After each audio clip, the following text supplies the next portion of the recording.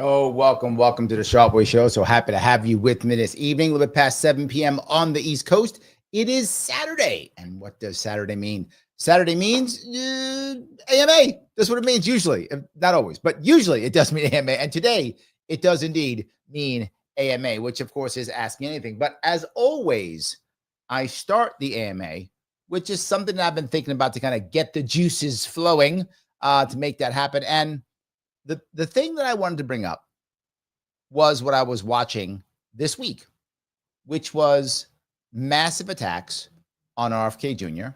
and massive attacks on Zohran Mamdani. And I thought to myself, is there really a similarity between these two things or not, right? Is there something similar? And when I looked at it, I thought, yeah, there really is. There are absolute similarities between the two, which I know people might say, well, wait a minute, one works for Trump and one hates Trump. They can't be the same. Well, in theory, maybe that's true, but it actually isn't. There's some similarities. Let me give you a couple of these. The number one piece, and I'm going to take this back about 9 years. Yeah, about 9 years to 2015, 2016. What was happening 2015, 2016? America was figuring out, sadly the hard way, that Barack Obama was not the rebel that they thought he was, right? And you might laugh at that, but right now it's like obvious, right? But back then, no, we were figuring this out. Like, this guy he's not the guy we want a rebel. We thought we were getting with him, but we weren't. We thought we were going to do that. We thought about that. And so here comes Bernie Sanders. And a lot of people who leaned right went to Trump. A lot of people who leaned left went to Bernie. That was a common thing back in 2015, 2016. And the Republican Party laughed at Trump and thought, that guy, whatever, it's a joke, ha-ha. The left laughed at Trump, ha-ha. Trump winds up winning because the Republican Party, the infrastructure within the Republican Party wasn't strong enough, meaning for the establishment to crush a rebel like Trump. They couldn't do it, right? Impossible. But the Democratic establishment set up perfectly to utterly crush Bernie Sanders, and it did, right? So Bernie gets smashed. When Bernie gets smashed, what happens? The left has no champion. I mean, the best they could grab eventually was Biden, which was the best they could get, right? But then when Biden winds up not being the champion they want him to be, they got no champion. What are they going to do? Bernie's now a has-been. What are we going to do? Well, here comes people. Here comes people. Here comes RFK Jr., who says, I'm going to be the champion because you know what? I got these ideas. I'm going to make this thing happen. And they're like, no. Remember, the Democratic establishment is strong, and it crushed RFK Jr. Of course it did. Of course it did. It smashed him. So what happens? RFK Jr., whether you like him or not, he actually just began similar to what Bernie began as. What I mean by that is he began as a Democratic rebel. That's what he began as. I'm going to push off and not be like the rest of the Democrats, and I'm going to go do my own thing, and I'm going to be Mr. Cool Guy, and I'm going to be the champion. And Democrats said, you don't get to do that. That's not how we work. Okay, them Republicans, they already screwed up once. We learned. We saw them. We ain't doing that. We're not going to let a Trump take over our party. That's not going to happen. We're going to make sure we crush it. And they did. They were effective. I mean, whether you like it or not, Democratic establishment was effective. Got rid of RFK Jr., pushed him off. RFK Jr. goes off, and now he does his own thing someplace else. And now he's a right-winger all of a sudden. In theory, he shouldn't be a right-winger. In theory, he should be, in theory, a Democratic champion. Democratic Party, old school Democratic Party back from like the 70s and the 60s when they were actually anti-war and all those things back in those days. He should have been that. Nope. So now it's where he is.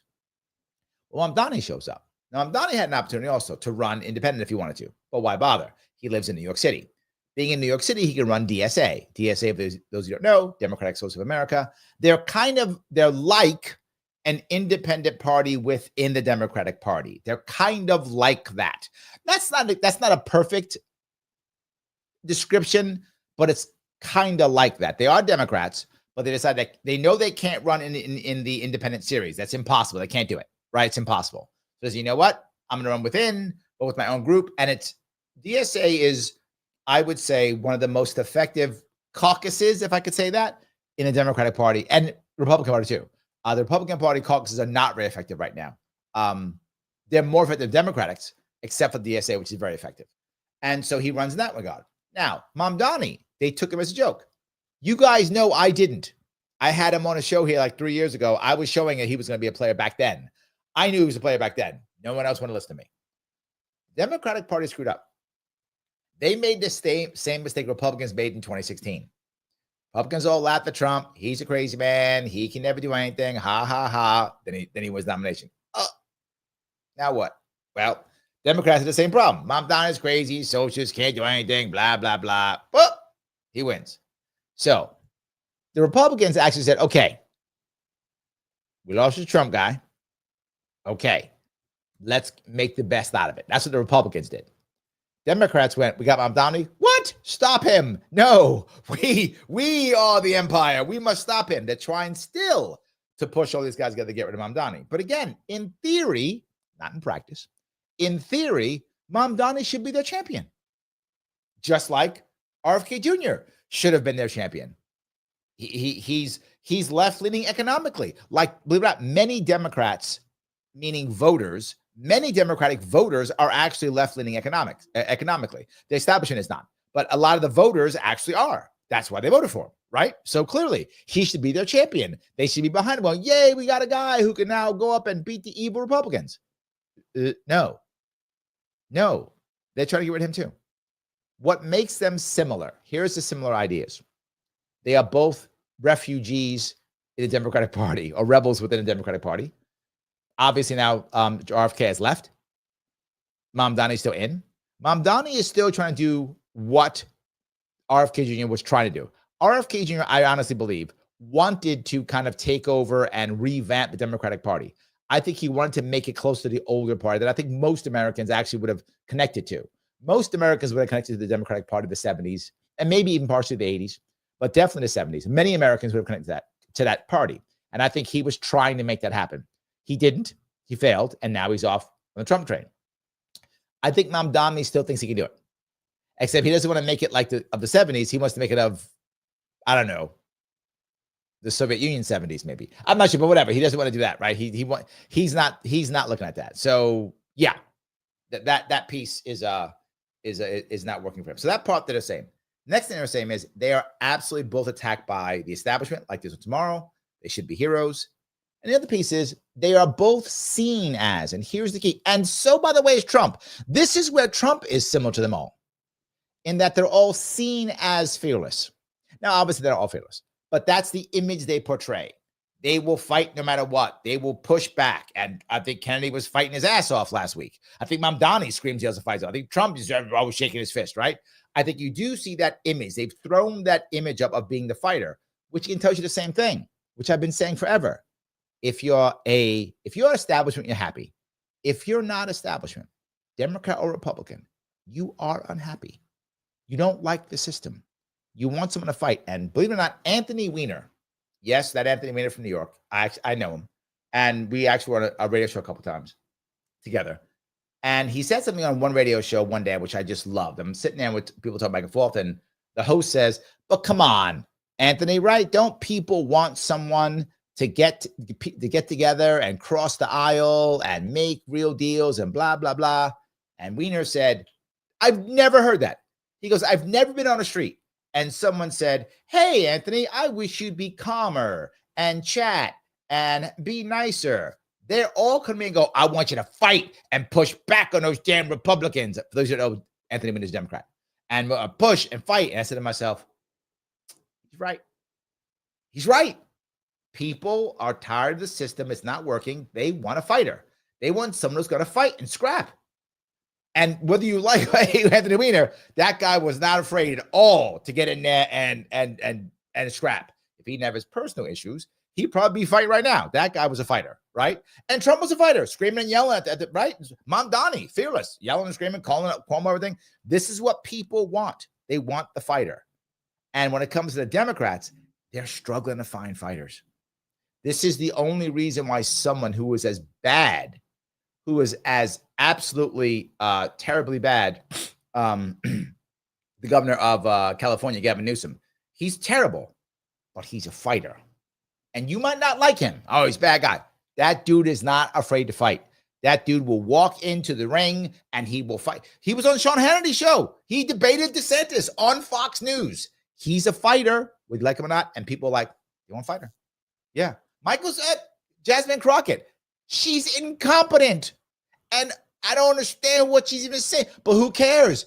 She will fight. And we know that she will get in and she will scrap. And people want it. You're right, Michael. People want that. They don't care what they want. Someone who's going to let them know that things are going wrong. And I think that's where these guys are very similar. Now, in their actual outcomes, here's the next piece where they're similar. And that is both of them have answers. Both of them have answers. Now, you may not like those answers, but they got them. The establishment doesn't require answers. The establishment says, I don't want answers. I don't need that. I just want to tell you the guy bad. Shut up. Your betters are talking. Be quiet. And I'm going to just tell you what to do. These guys have answers. And that's the same thing you hear me say all the time. When people are desperate, they want answers. If they're bad answers, okay, yes. And you can be logical all you want, but this won't work. They don't want to hear it. Stop talking. It's irrelevant. You are wasting your breath telling me how this is a bad idea or doesn't work or whatever. Nobody cares. You have to give them a better answer. And when it came to RFK Jr., when it came to health, no one had a better answer. No one had a better answer. Right? When it came to Mamdani, how to fix city, no one had a better answer. Still, no one has a better answer. Still, I don't know what Cuomo's going to do besides, I don't know, yell at Mamdani or whatever. There's still no answer. None.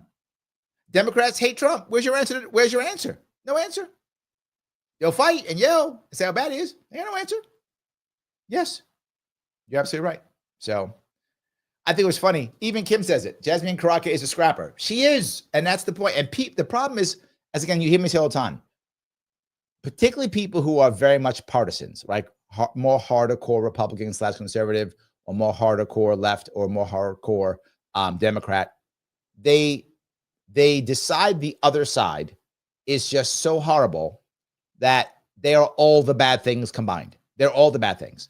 So if that person who is describing Crockett sees fighting as a good thing, they go, she's not a fighter. They'll say something about it that's not true because they're mad because she cannot have any good, traits. She must have all the bad traits. You see that constantly. And Kim, you're right. I'm not a fan, but I can still notice that she's not afraid. She will get in there and she will scrap. Whether you like it or not, she will. And when you're in trouble and you feel like nobody cares and you feel like nobody's listening, when Jasmine Crockett says, I care about you and I'm going to fight for you and I'm going to scrap publicly, you go, yeah, do it. I don't care what she's saying. I don't know what she's saying, but she's fighting them guys. I'm in. What do I got to do? That's how people think. Be mad. It's still true. It's still true. So I hope that was interesting for you guys. I wanted to bring that piece up. It shows the failures of both parties. People who don't like Trump and are mad at Trump, I hope realize something. Trump's a symptom of a broken system. He is against many things and changes his mind and shifts and adjusts all day long. Why? Because that's what works now.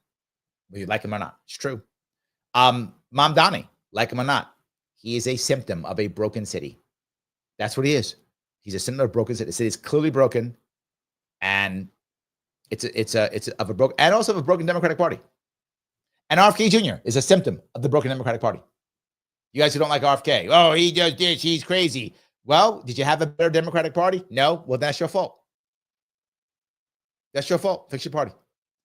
The Libertarian Party is broken. I'm a Libertarian. That's on me and Libertarians. I don't blame Republicans for that. I don't blame Democrats for that shit. That's us. We're worried more about virtue signaling than anything else. That's our problem. We screwed that up. We should be a better party. And we're not. Hopefully we'll get there.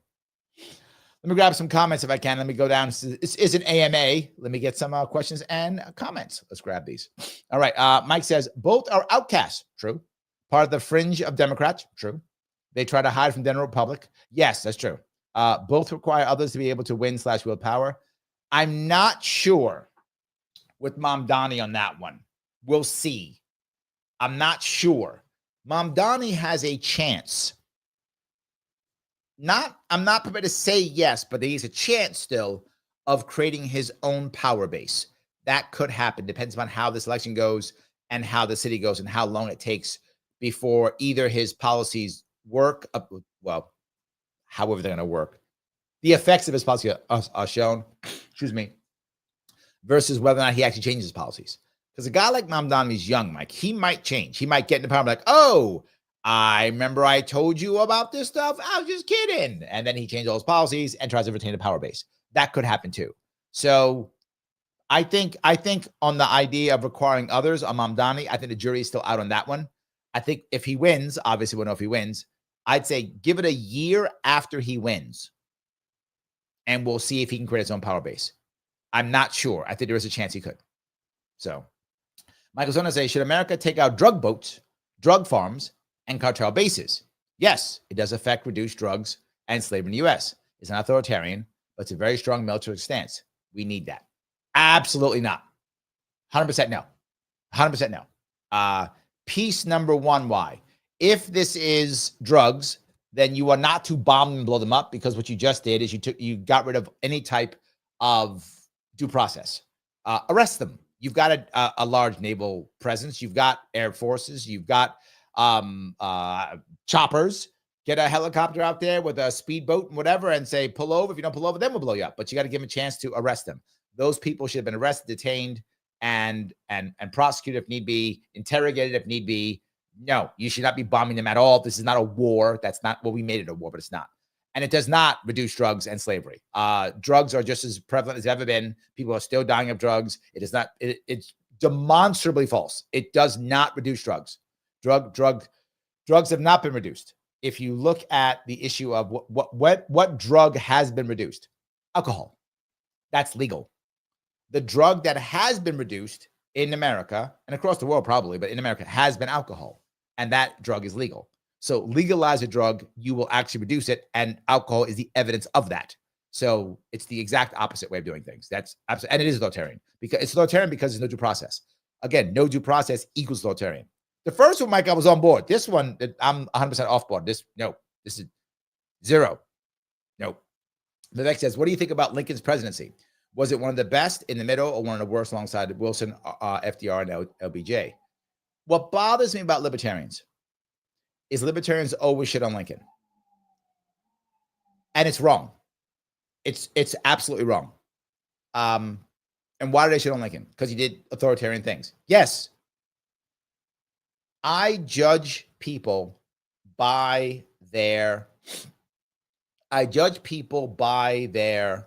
peers, not by today's standards. So these are the same people who go, George Washington was a good president. George Washington was a fucking slave owner. If I'm going to judge Lincoln by today's standards, then I must judge Washington by today's standards. If I do that, Washington's a slave owner. Now, I don't do that. I think Washington was our best president. For a very important reason, he stepped down. I think he's one of our best. And he was a slave owner. Why? I don't judge him by today's standards. I judge him by his peer group. And a whole lot of his peer group were slave owners. Slavery was legal. It was the way of the world then. What am I going to, should I think everyone prior to, I don't know, the 1800s was evil because slavery existed in all the countries? That would be insanely dumb. I don't do that.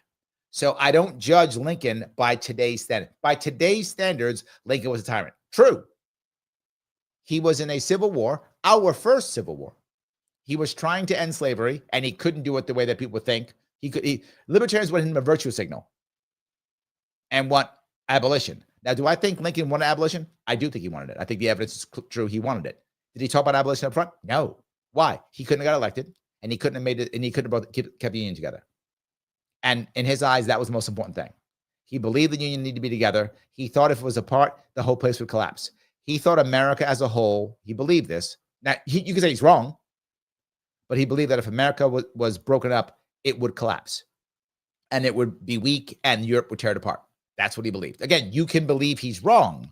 That doesn't make him a bad president by default. It doesn't. So, no. Lincoln was in a spot that no other president could even imagine being in, except maybe Washington, who fought the Revolutionary War. No other president can imagine being in that position that he was in. And he did the best he could with what he had. And one of the reasons why we have so many problems in America today with race issues is because he was assassinated. If he wasn't assassinated, he would have done reparations right then and there. That was his plan, right? His plan was the 40 acres and a mule, and which would have been fair reparations, which is the slave owners, the people who took the slaves and used slave labor, they lose their land to the slaves. That is a completely fair and perfect way of reparations. The people who did the bad thing and lose the war and give their property to the slaves who they enslaved. Total sense. Makes sense. Great plan, right? And the army has like 1 million or whatever it was, X millions of mules that it can no longer use once the war's over. Give the mules to the slaves. Done. 40 acres and a mule. That was the concept, right? So the slaves get a mule and they get some land. Everybody's happy. And what Lincoln said was, I asked this trivia question. Where was the peace treaty of the Civil War signed? People go, what do you mean? I said, where was the peace treaty signed? There was no peace treaty signed. Why? Lincoln never accepted it as a war. Lincoln said, you are simply states in rebellion. You are still American and you may come home. A lot of people in this country did not see it that way. They saw them as evil, horrible, hammer them, the enemy. He didn't. He said, you're still Americans. You need to come back. This is why at the end, they still were, actually, believe it or not, they were still like why we would name forts after Confederate generals, because as the people who supported Lincoln said, these are still Americans. They were rebels, but they were still Americans. That was the concept. That concept, while it obviously didn't land as well as it could have, that concept was the right concept. The idea of healing the nation was the right concept. So the libertarians who get mad about Lincoln, they're just bitchy and moany. It's stupid. They're judging him by today's standards. Did he end habeas corpus? Yeah, of course. What the fuck did he think? He didn't know any better. Of course. Yes. I'm not saying it was right. I'm just saying this doesn't make him a horrible president. I mean, every president now is bombing and killing people all the time too. So yeah. And people get mad because they think he was he was bad on the war. He was bloody with the war. Yeah, he had the generals that he had. All the best generals were Southern generals. The best generals were all in the Confederacy. This goes back to my point on Democrats and Republicans, right? The Democrats don't have a deep bench. They take any fighter they can get, anyone they can get, because they don't have any fighters. So I got one, you're now my champion. Well, that's what Lincoln had. Okay, this guy's a drunk who throws people into a meat grinder. He's a fighter. I got other fighters. He's the only one. The rest of my generals literally run away or don't engage. And that was actually happening. For those of you who followed the Civil War, a lot of Union generals wouldn't engage or would run away. So you can't win a battle if you don't engage and you don't run away.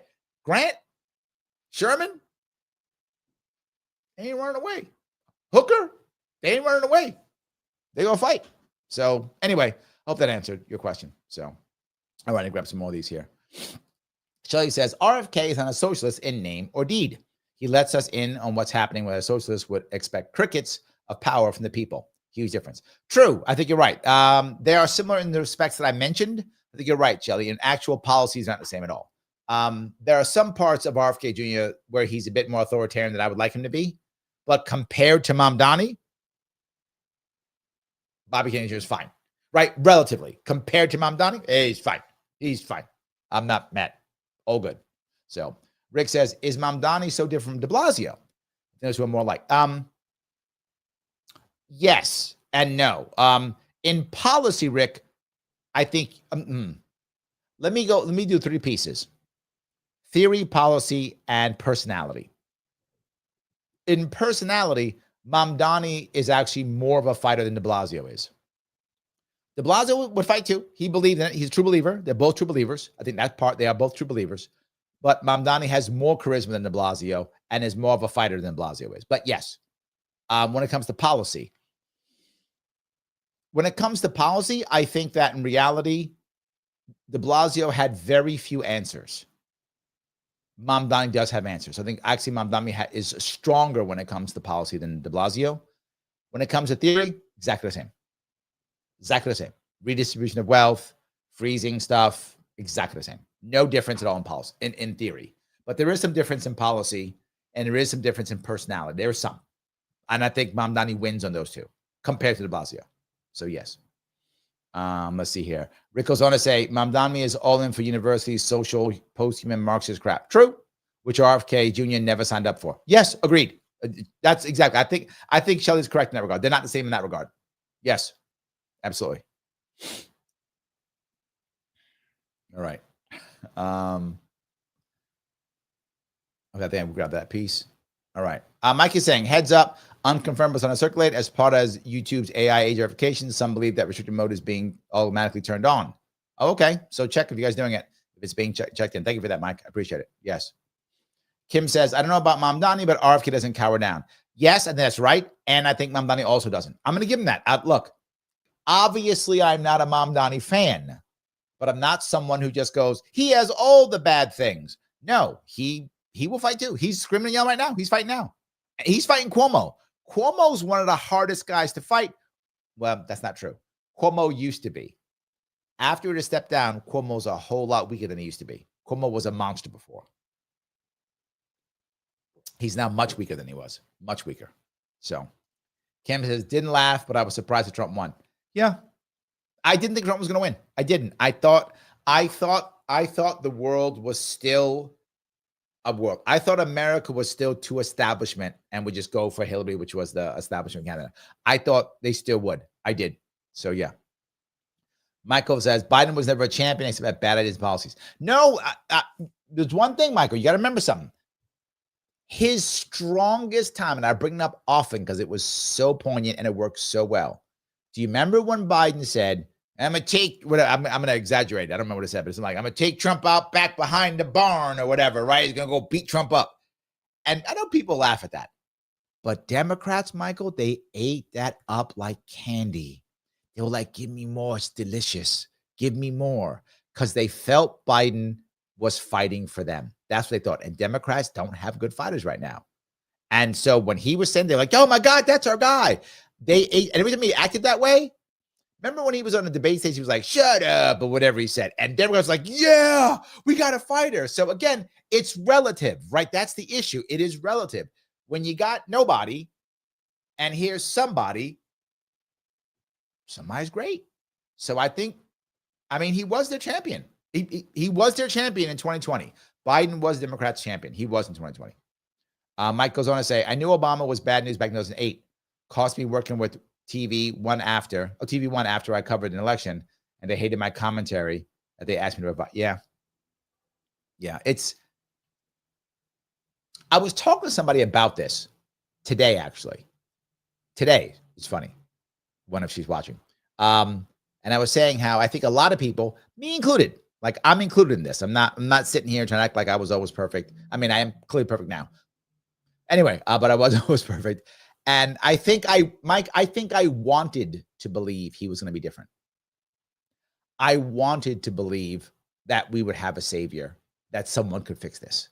And I think a lot of Americans we just wanted to believe it because shit was just so bad. We wanted to believe somebody could fix this thing. Somebody could be the savior. We wanted to believe it. And so we did.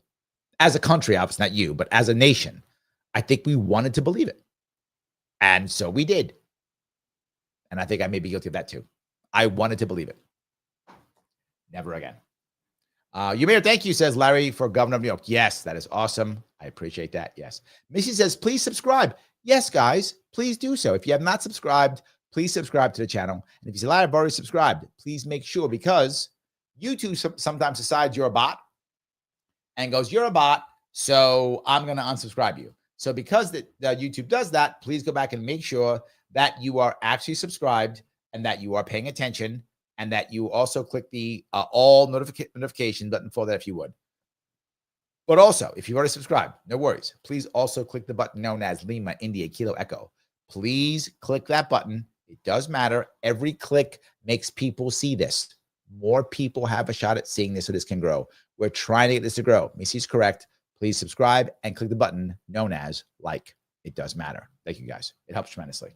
So, all righty. Let me grab here if I can. Got some more of these. Grace says, I love RFK Jr., so I'm biased, but I see no similarities between him and Mamdani. Mamdani will be AOC 2.0. RFK is old school liberal, dare I say it, hippie. You're not wrong in that, Grace. I think he is.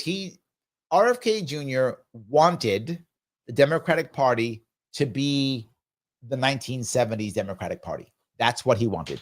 Obviously, that was not going to happen. Obviously, that was a fantasy. It doesn't mean he didn't want it, right? Sometimes people want fantasies. And he did. He wanted it. He wanted that to be true. And obviously, it wasn't. Mamdani will be AOC 2.0 if he fails. If he fails. If he gets what he wants, he'll be de Blasio 2.0, which I would say is worse. I would say worse if he's that. So yeah, when it comes to policies, I think you're correct. When it comes to how they're seen by the mainstream Democrats, it's similar. Now, to be forward, as even though established Democrats do not like Mamdani, they will accept him better than they will accept RFK. Why? RFK Jr. left. He's a traitor. We can't have that. He's a traitor. That at least Mamdani stayed within our rules, so he's still kind of one of us. So we're gonna let him go if he'll just shut up and come back into the fold. How do I know that? To your point with AOC.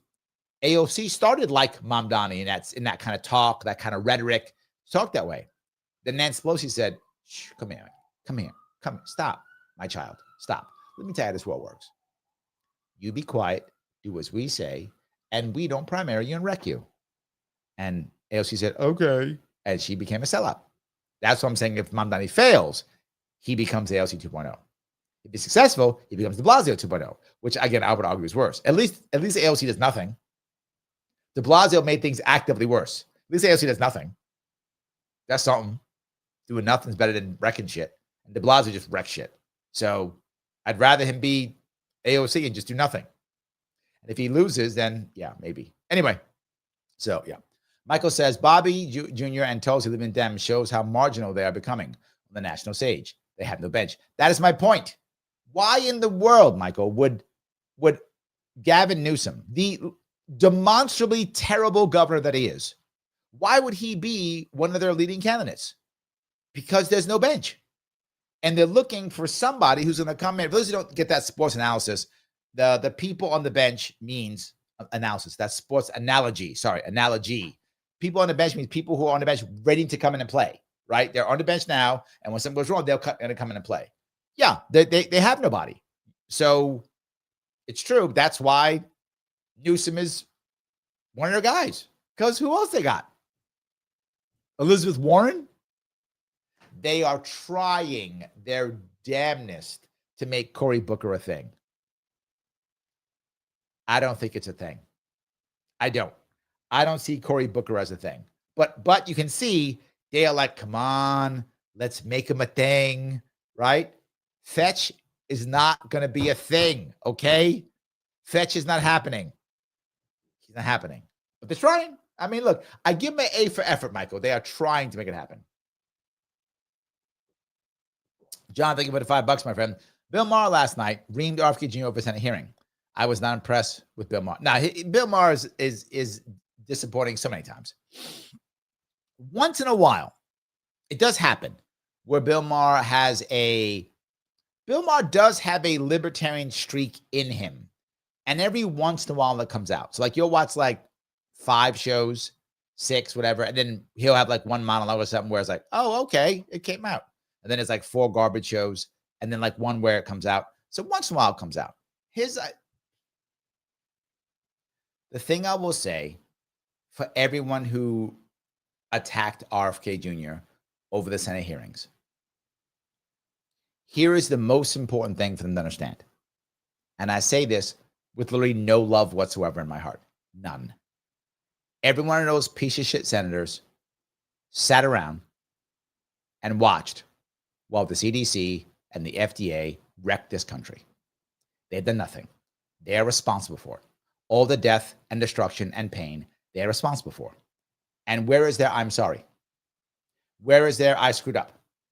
You want to sit here and attack RFK Jr.? What is your answer? Their answer is, these are professionals who are sitting there. Professionals who suck. And you oversee them, and you suck. How do I know that? Because the outcome is shit. We are sicker and sicker by following FDA and CDC guidelines. And they'll say, well, we made some mistakes. Great. Where's your sorry? Where is your, we made an error, let's fix it? Where's that? Where's your repercussion for that? None. Your repercussions are, trust us more. Trust us more. No, you're fired. I'm glad they're gone. Now, I don't think he was aggressive enough. That's me. If it were me, I probably would have gone to jail for contempt of Congress because I would have scolded them like children. I would have insulted them like children because they deserve that. They deserve that. So, yeah, Bill Maher, and he's full of shit. He's often full of shit. But again, once in a while, you do get something, you go, oh, Bill, nice. And when he does, I do say it, John. It does happen sometimes. I always try to give people credit where credit is due. And once in a while, Bill Maher will have a good take. The sad part is Bill Maher got Trump derangement syndrome. And that wrecked him. And that was common for many people. TDS has destroyed many people. He's another one of them. He has it, and it rears its ugly head constantly, and it makes him a knucklehead. So thanks for the $5, brother. I appreciate it. So, all righty. I will walk down some more of these. I have so many of these. I appreciate it. All righty. Grace goes on to say, LP needs more Tulsi and RFK Juniors. Mamdani's a socialist, albeit a champagne socialist. Yes, but when he was on my show, he used a very savvy phrase. And the phrase was sewer socialist. Brilliant. Brilliant. Man, sewer? Yeah, I'm from the ground up, underground to the, I mean, just so good. Like, just when he was saying that, I was like, this guy's going places because he gets how to say the right words. And again, you've heard me say many times, usually the left or Democrats have better rhetoric, right? Their rhetoric sounds better. It usually does, right? The right's rhetoric doesn't always sound as good. The left's rhetoric sounds good. It's better sounding rhetoric. And he used good rhetoric. I like, this guy's good. All right. People are going to eat this up. And they did. They absolutely did. So he wouldn't call himself a champagne socialist. I mean, he absolutely is. You are correct. But he would never call himself that. So yeah, look, the problem with Tulsi and RFK Jr. being libertarian is so many libertarians would never accept them because most libertarians are far more concerned about virtue signaling than being effective at all. That's not important. But if we grab these people, we'd get more bodies, we'd get more money, we'd get more press, and we might win some elections. Yeah, but then how can I virtue signal? Well, you can virtue signal on your own, maybe. No, I'm going to do it publicly and insult people. I know you want that, but could you, like, I don't know, do it on your own Twitter account or something? Oh, no. I have to go on their Twitter accounts so I can show how virtuous I am. I've got to shit on anyone who says they're libertarian so I can show how libertarian I am. Could we raise money and win an election? No, I want a virtue signal. And that's far more important than making actual change or winning elections or raising money.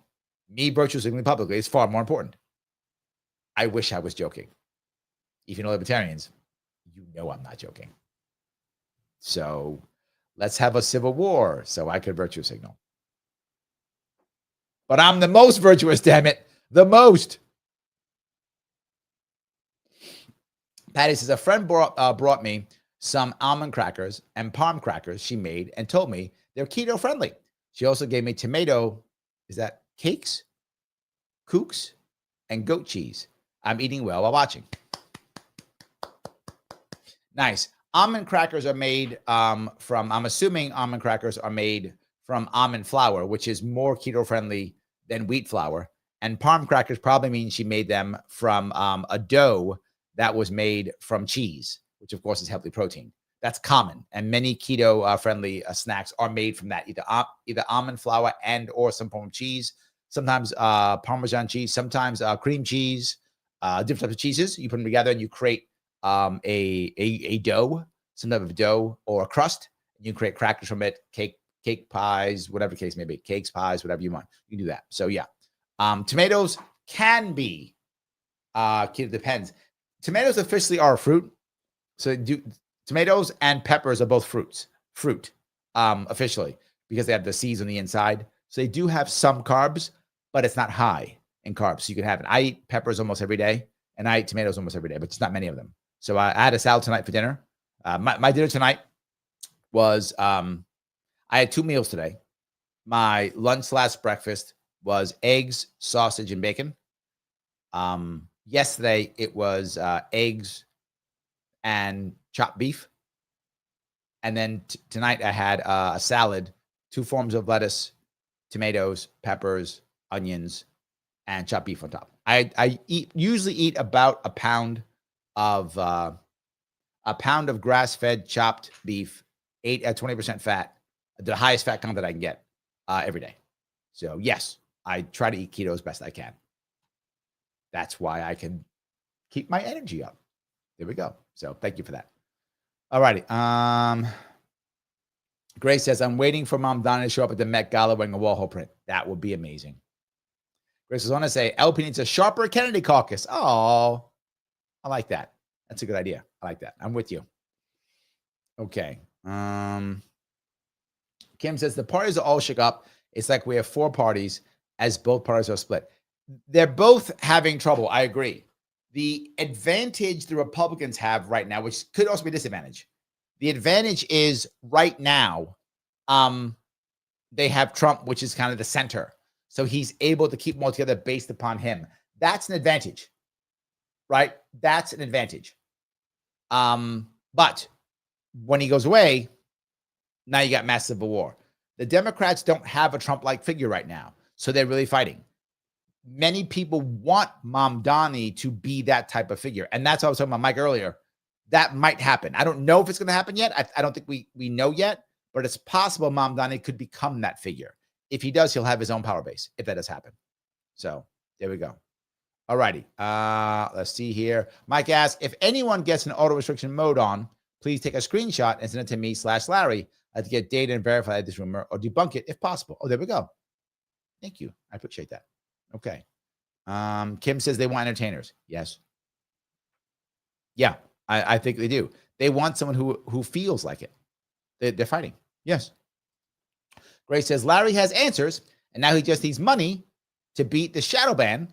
So like, comment, and share, and throw him some money if you can. Yes, yes, and yes. Do that, please. If you can like and comment, please do so. If you can share this someplace, please do so. She is correct. If you can throw me some cash, please do so. That'd be awesome. How can you throw me some cash? It's a couple ways. The first way, if you want to, again, up to you if you feel it's appropriate, is you can super chat me if you want to, right? Or you can rant me. Sorry, you can super chat me or you can rant me if you want to. Either one's are good. Love the super chats on YouTube. Loves the rants on Rumbles. Either of those work. If you want to do that, that's great. You can also become a member if you want to. Member is $49 per month. Click that join button on either YouTube or the you can click the subscribe button during a live on Rumble. $49 per month. Every membership does count. The more members we have, the less time I have to spend working, the more time I can do this. So that's always good if we can do that. That's great. I appreciate it tremendously. So if you want to throw some cash, please do it that way, either through ranting or super chatting or through membership. All good. Michael, Larry, $5 a month. That's some cash. It is. You're right. It's a cup of coffee. But I'm giving you enough caffeine in my conversation, so do that if you want to. Oh, good. Yeah. But if you don't want to, if you're like, Larry, I don't have the cash, there is another way. There's another way you can help out. And the way you can help out, no money whatsoever, is you see there is a link. There's a link in the Rumble description, in the YouTube description, in the Facebook description. It has a link to the advocates. Head on over to the advocates. And I'm going to show you a little link right now if I can. The advocates.org is the Advocates for Self-Government. They're sponsor of the show.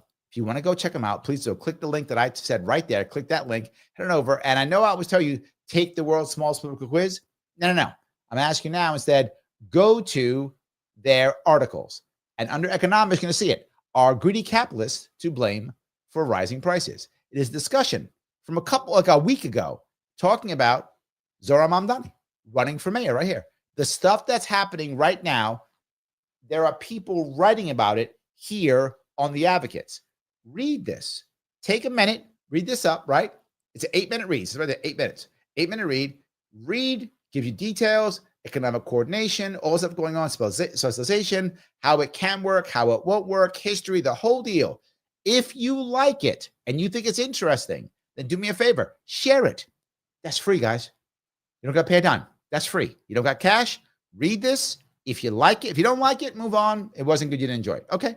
If you like it, share it and put that same link again. The link that you used, put that link in when you share it on the Facebook, Twitter, whatever the case may be. Read it and then share it. It does matter. This is how you help out without a dime. Just free. And you can even, at the end, rate it 1 through 10. 1 through 10. I hope you think it's at least a 6 or above. I hope you do. But if you don't, you don't. Be honest, whatever you feel. Rate it, submit it, share it. It does matter, guys. It's how you can help out, and it costs you $0 and 0 cents. Thanks for supporting. I appreciate it. All right, let me stay on the AMA if I can. All righty. Let's see here. Yan is back. Hey, Yan. He misses us. Thank you, Yan. I appreciate that. Yes. Literally says, what does Larry think of Trump being an operative for the e-files? I don't know. I'm not sure. I don't know what is going on with that. I don't know what's going on with that. I just want this to be out, right? I'm tired of it existing. I want it to be out and done. If he did something bad, just get out with it. Just do it if he did. I'm not saying he did. I don't know if he did. But if he did, just let it go. Just move on. And everyone's saying it's this, it's that. Just let it out. Just let it out. So, all right. Gray says, Trump made a lot of Americans feel like he cared about the issues that have concerned them for years. RFK is a voice for yes, people. Their kids were up at a jet. Yes. True. True. I feel like Trump, in this case, when it comes to certain things he does, him being transactional is very effective and very good. But sometimes it's terrible. And in the case of the e-files, it is. Because he was like, it was good for me, so I care about it. Now it's not good for me, now I don't. People aren't as transactional as he is. He is super transactional. Super transactional. And again, sometimes that works. In this case, I think no. I think no. So, yeah. Kim says they deserve that day in court. I think she means people that they blew up. Yes. Yes. I agree. Yeah. All righty. Smite's talking to Mike. I don't know about the stats, but a lot of Republicans, libertarians hold similar views. So I'm wondering if the alt-right movement might bleed into the libertarian movement. I think it could. And I think part of the problem, the reason where all these alt movements come from is they come out of frustration, right? You find guys who are like, well, I'm whatever, I'm a Republican or I'm a conservative or whatever they think they are. And like, I'm going to make my votes. I'm going to support my people. I'm going to give my checks. I'm going to go out and do things, all that stuff, right? And they do it. And then nothing happens. Nothing gets fixed. So they go further right. Well, I think Mamdani, everybody went further left. That's kind of how it works. Libertarians can be the same way, except remember, libertarians in many ways are also left-leaning too. And they're not anti-left. That makes any sense. And what I mean by that is, I say all the time, am I against socialism? I'm against forced socialism, not against voluntary socialism. Many people who are alt-right, they hate all forms of socialism. And if you want to do it, like you want to be the Amish, I don't care, be the Amish. It's fine. I don't care. Not just many people who are on the alt-right or hardcore, they're also socially conservative. Most libertarians are not. I mean, some are, but most aren't. And even if they are personally, they're very open for others to be that way. So there's a difference between me saying, again, the example I give is myself all the time, right? I'm sober. Now, difference, if I'm conservative, I would say, I'm sober, and you need to be sober too, Smite, and everyone should be sober. If I'm a libertarian, I go, I'm sober, and if you're not, you're not. I think that's the difference. It doesn't matter. And I'm with the, if you're not, you're not. I don't care if you're sober. Doesn't matter to me. So, all righty. Kim says, it's not smart to give anyone the authority to be a judge, jury, and executioner. It's a dangerous thing to get started. Yes. Absolutely. Yes. Absolutely. So, Yan says, Larry, all the U.S. presidents, founders are. And you want to talk about slave. Okay, so you think, no, they were not all slave owners. Not true. They were not all slave owners. That's absolutely not true. They were not. They were, some were, but they were not all. That's not true. You made that up. So, okay. And he goes on to say, capitalism is slavery. No, it isn't. Dude, literally not. I'm wondering if you're trolling or you honestly believe it. Because I know people who believe it. And since I don't know you personally, I don't know if you're just trolling me, which I don't mind. The trolling's fine. Or if you're honest with you, some people do believe that, and it's absolutely not true. So yes. And then he goes, oh, this is great. Larry, Cuba without sanctions would be a powerhouse, Larry. Okay, let's be clear. What you've just said, yeah. So socialist Cuba would be awesome if it had capitalism. That's what you've just said. And I agree. Socialism is awesome when you add capitalism. Great. Add capitalism to it and it works. True. If socialism is so awesome, what you need all the trade for? What do you need all the sanctions? What do you care? You should be great. Who cares? Right? Soviet Union was socialist and its own trade group. They had tons of countries you could trade with. They had the whole Warsaw Pact. What happened with that? Yeah. I think you made that one up. I don't think that's true. I think, yeah.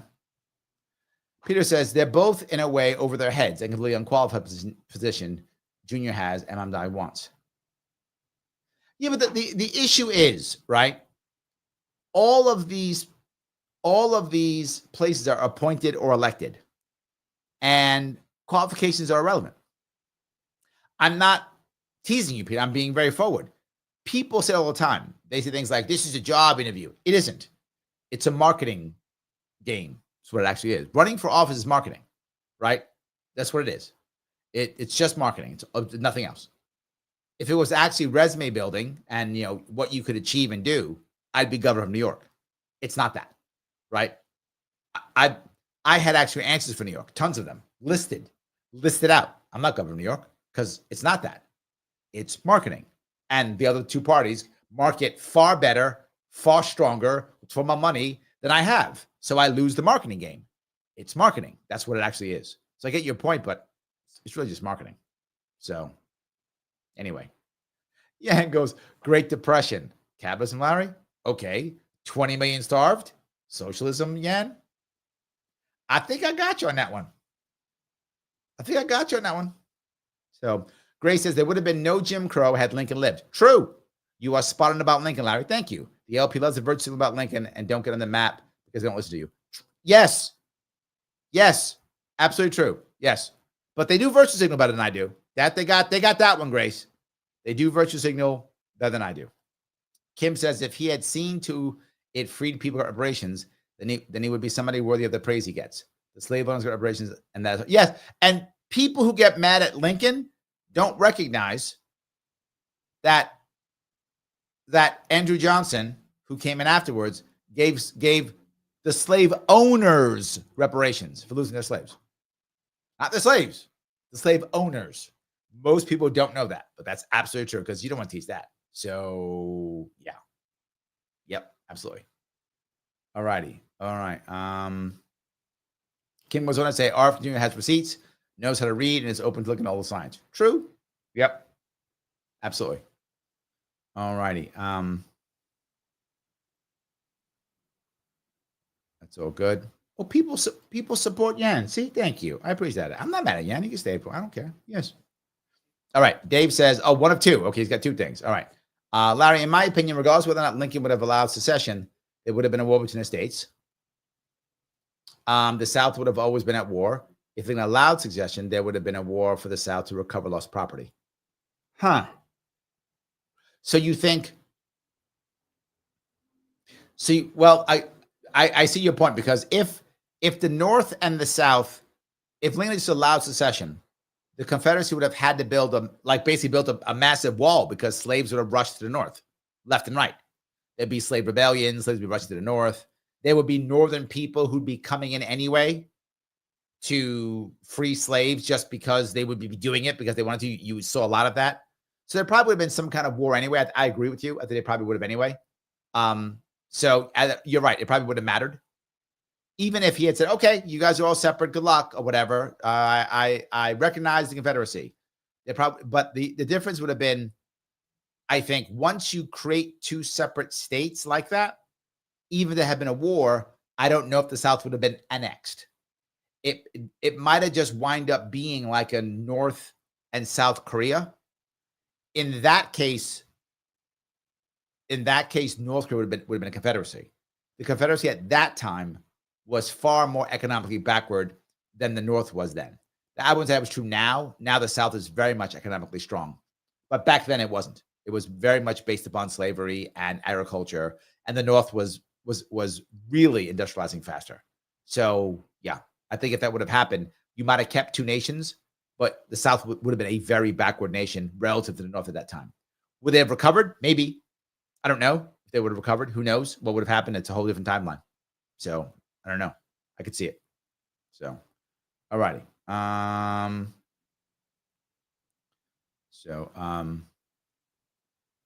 I can grab this here, more of these. Okay, Shelly says a good economy supports the whole society. I cannot tell you how much I believe that, Shelly, which is why you hear the problem that I'm with you. The problem that I talk about all the time, and the problem is, how do you solve wealth inequality? And the problem with this is the left says, take from the rich and just give to the poor. Terrible idea. And the right goes, doesn't matter. Both are wrong. It absolutely matters. That is why you get rebellion. That is why you get problems. That's why people get pissed off. Wealth gap matters. The issue is you don't fix it by robbing the rich. You fix it by raising the poor. And you have to have ideas and concepts to raise the poor up. And that's not easy to do. I give you tons of answers and ways of doing it. You got to follow those ways. If you raise the poor, it will change. That's the issue. So, all righty. Rick says, laissez-faire capitalism, the ultimate in pro-choice. It's not corporations. It's not corporatism, though. Corporatism is the crony capitalist corporate welfare state that has ruined the U.S. and makes markets less free. True? Yes. Lucas says, RFK Jr. is a clown. I mean, come on. He really makes shit up and lies all the time.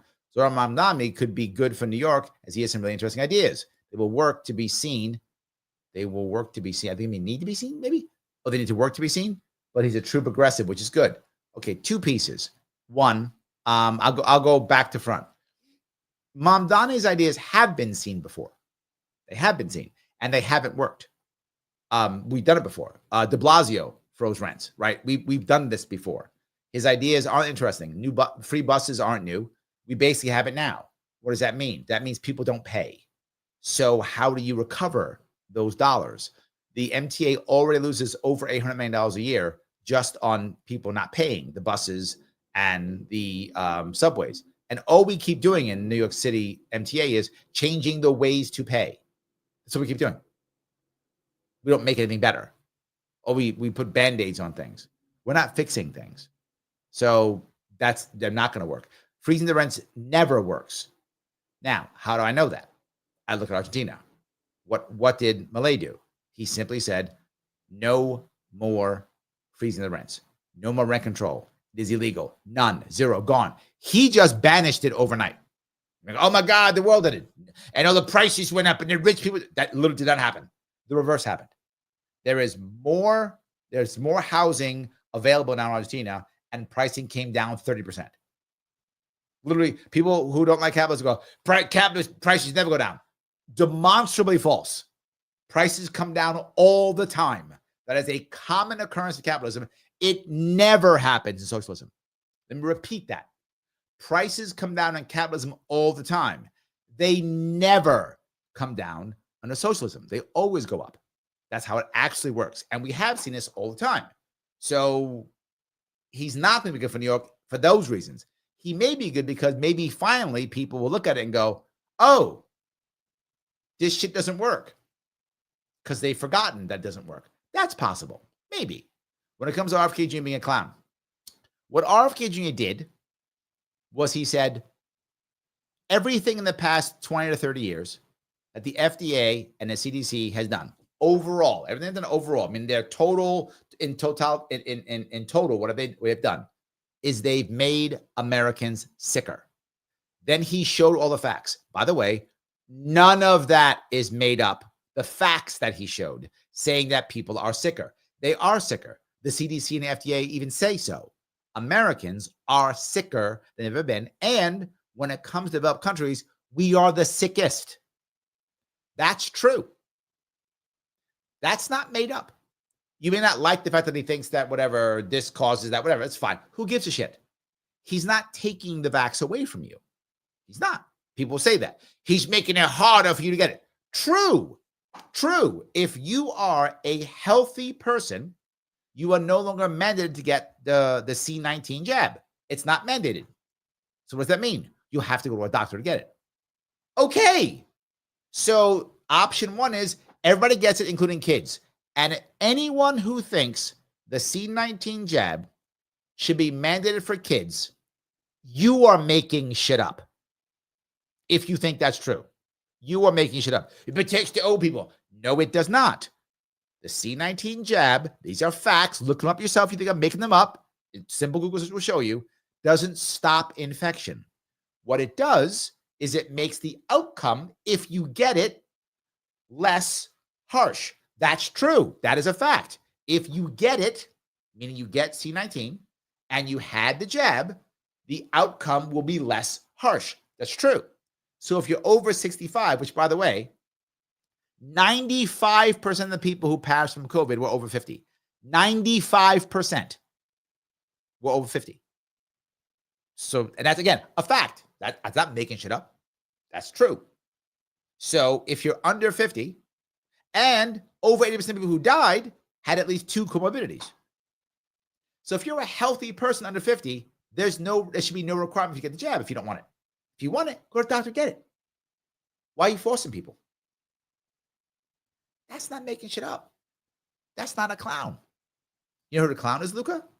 The clown is the senator who goes, how dare you? The one guy who goes, I speak for families. You don't speak for families. Nobody called you up. No family said, we got to call up some loser senator from they never heard of, and he's going to speak for us. Nobody said that. He made that shit up. So you're saying he makes them up? Those senators made shit up. They said, I speak for families in America. They said that. They don't speak for families in America. They speak for their donors, which is true. They speak for their donors. He should have said that. He should have said, I speak for my donors. True. He says he speaks for families. He doesn't. I speak for kids. No, you don't. No kid called you up and said, speak for me, Senator. Never happened. He made that shit up. The people making things up are those senators who attacked RFK Jr. The people making things up are the senators who decided that they're going to make things right. How their words, this is what they said. These are professionals who suck. They think, senators think, and many people think that because you are a professional, because you work hard, because you are a public servant, you somehow deserve to keep a job forever, even if you suck. Spoiler alert, you don't. If your outcome is shit, you should go. And when it's the CDC and FDA, shitty outcome doesn't mean money's wasted. Shitty outcomes means people die and are maimed. They die and they are maimed. But Larry, what about these crazy health food store people? Okay, I hear it all the time. Without question, not even close. The FDA and CDC have killed and maimed millions and millions of Americans. How do I know that? Well, when you stay at home during the day and you watch a bunch of regular mainstream TV during the day, what do you get? You get a bunch of, if you've been injured by blah, blah, blah, call so-and-so and we'll sue. How many of those things are things you could buy in a health food store? 0. How many of them are something you could have got, from Alex Jones and his crazy conspiracy people? 0. How many are from, I don't know, something that RFK Jr may put in his coffee or something? 0. How many of them are FDA approved drugs? Every fucking one of them. Every one of them. 100% of them. But RFK Jr is a clown? Is that right? He's a clown? Every one of them. He's a clown, though. I think you're off. That's what I say, Luca. I think you're off. And I think it's obvious. That's just my view. You don't have to believe me. And I'm glad you're here. So, all righty. Let's see here. Let's see. Shelley says, because of monopolies, who control prices of necessities of living. This is a very important piece here. Let's bring up Shelley. What we have done in America is we have made necessities expensive and luxuries cheap. That's what we've done. Necessities are expensive and luxuries are cheap. You might go, yeah, we got to get government to fix that. Who runs necessities? Oh, right, government. Who runs luxuries? Oh, right, the market. Weird how you keep hearing people saying you got the capitalists. They make everything expensive. Literally nothing capitalist runs expensive compared to what government runs. What's expensive? Education, government runs it. Healthcare, government runs it. Housing, government runs it. Yes, everything government runs is expensive, but we keep saying capitalism is bad. Luca just said we make shit up. I gave you facts. Am I making that up? Absolutely true. So yes. Tupperware says New Yorker here, ex-Dem who supported Bobby in a big way and look forward to volunteering for your campaign. Oh, thank you.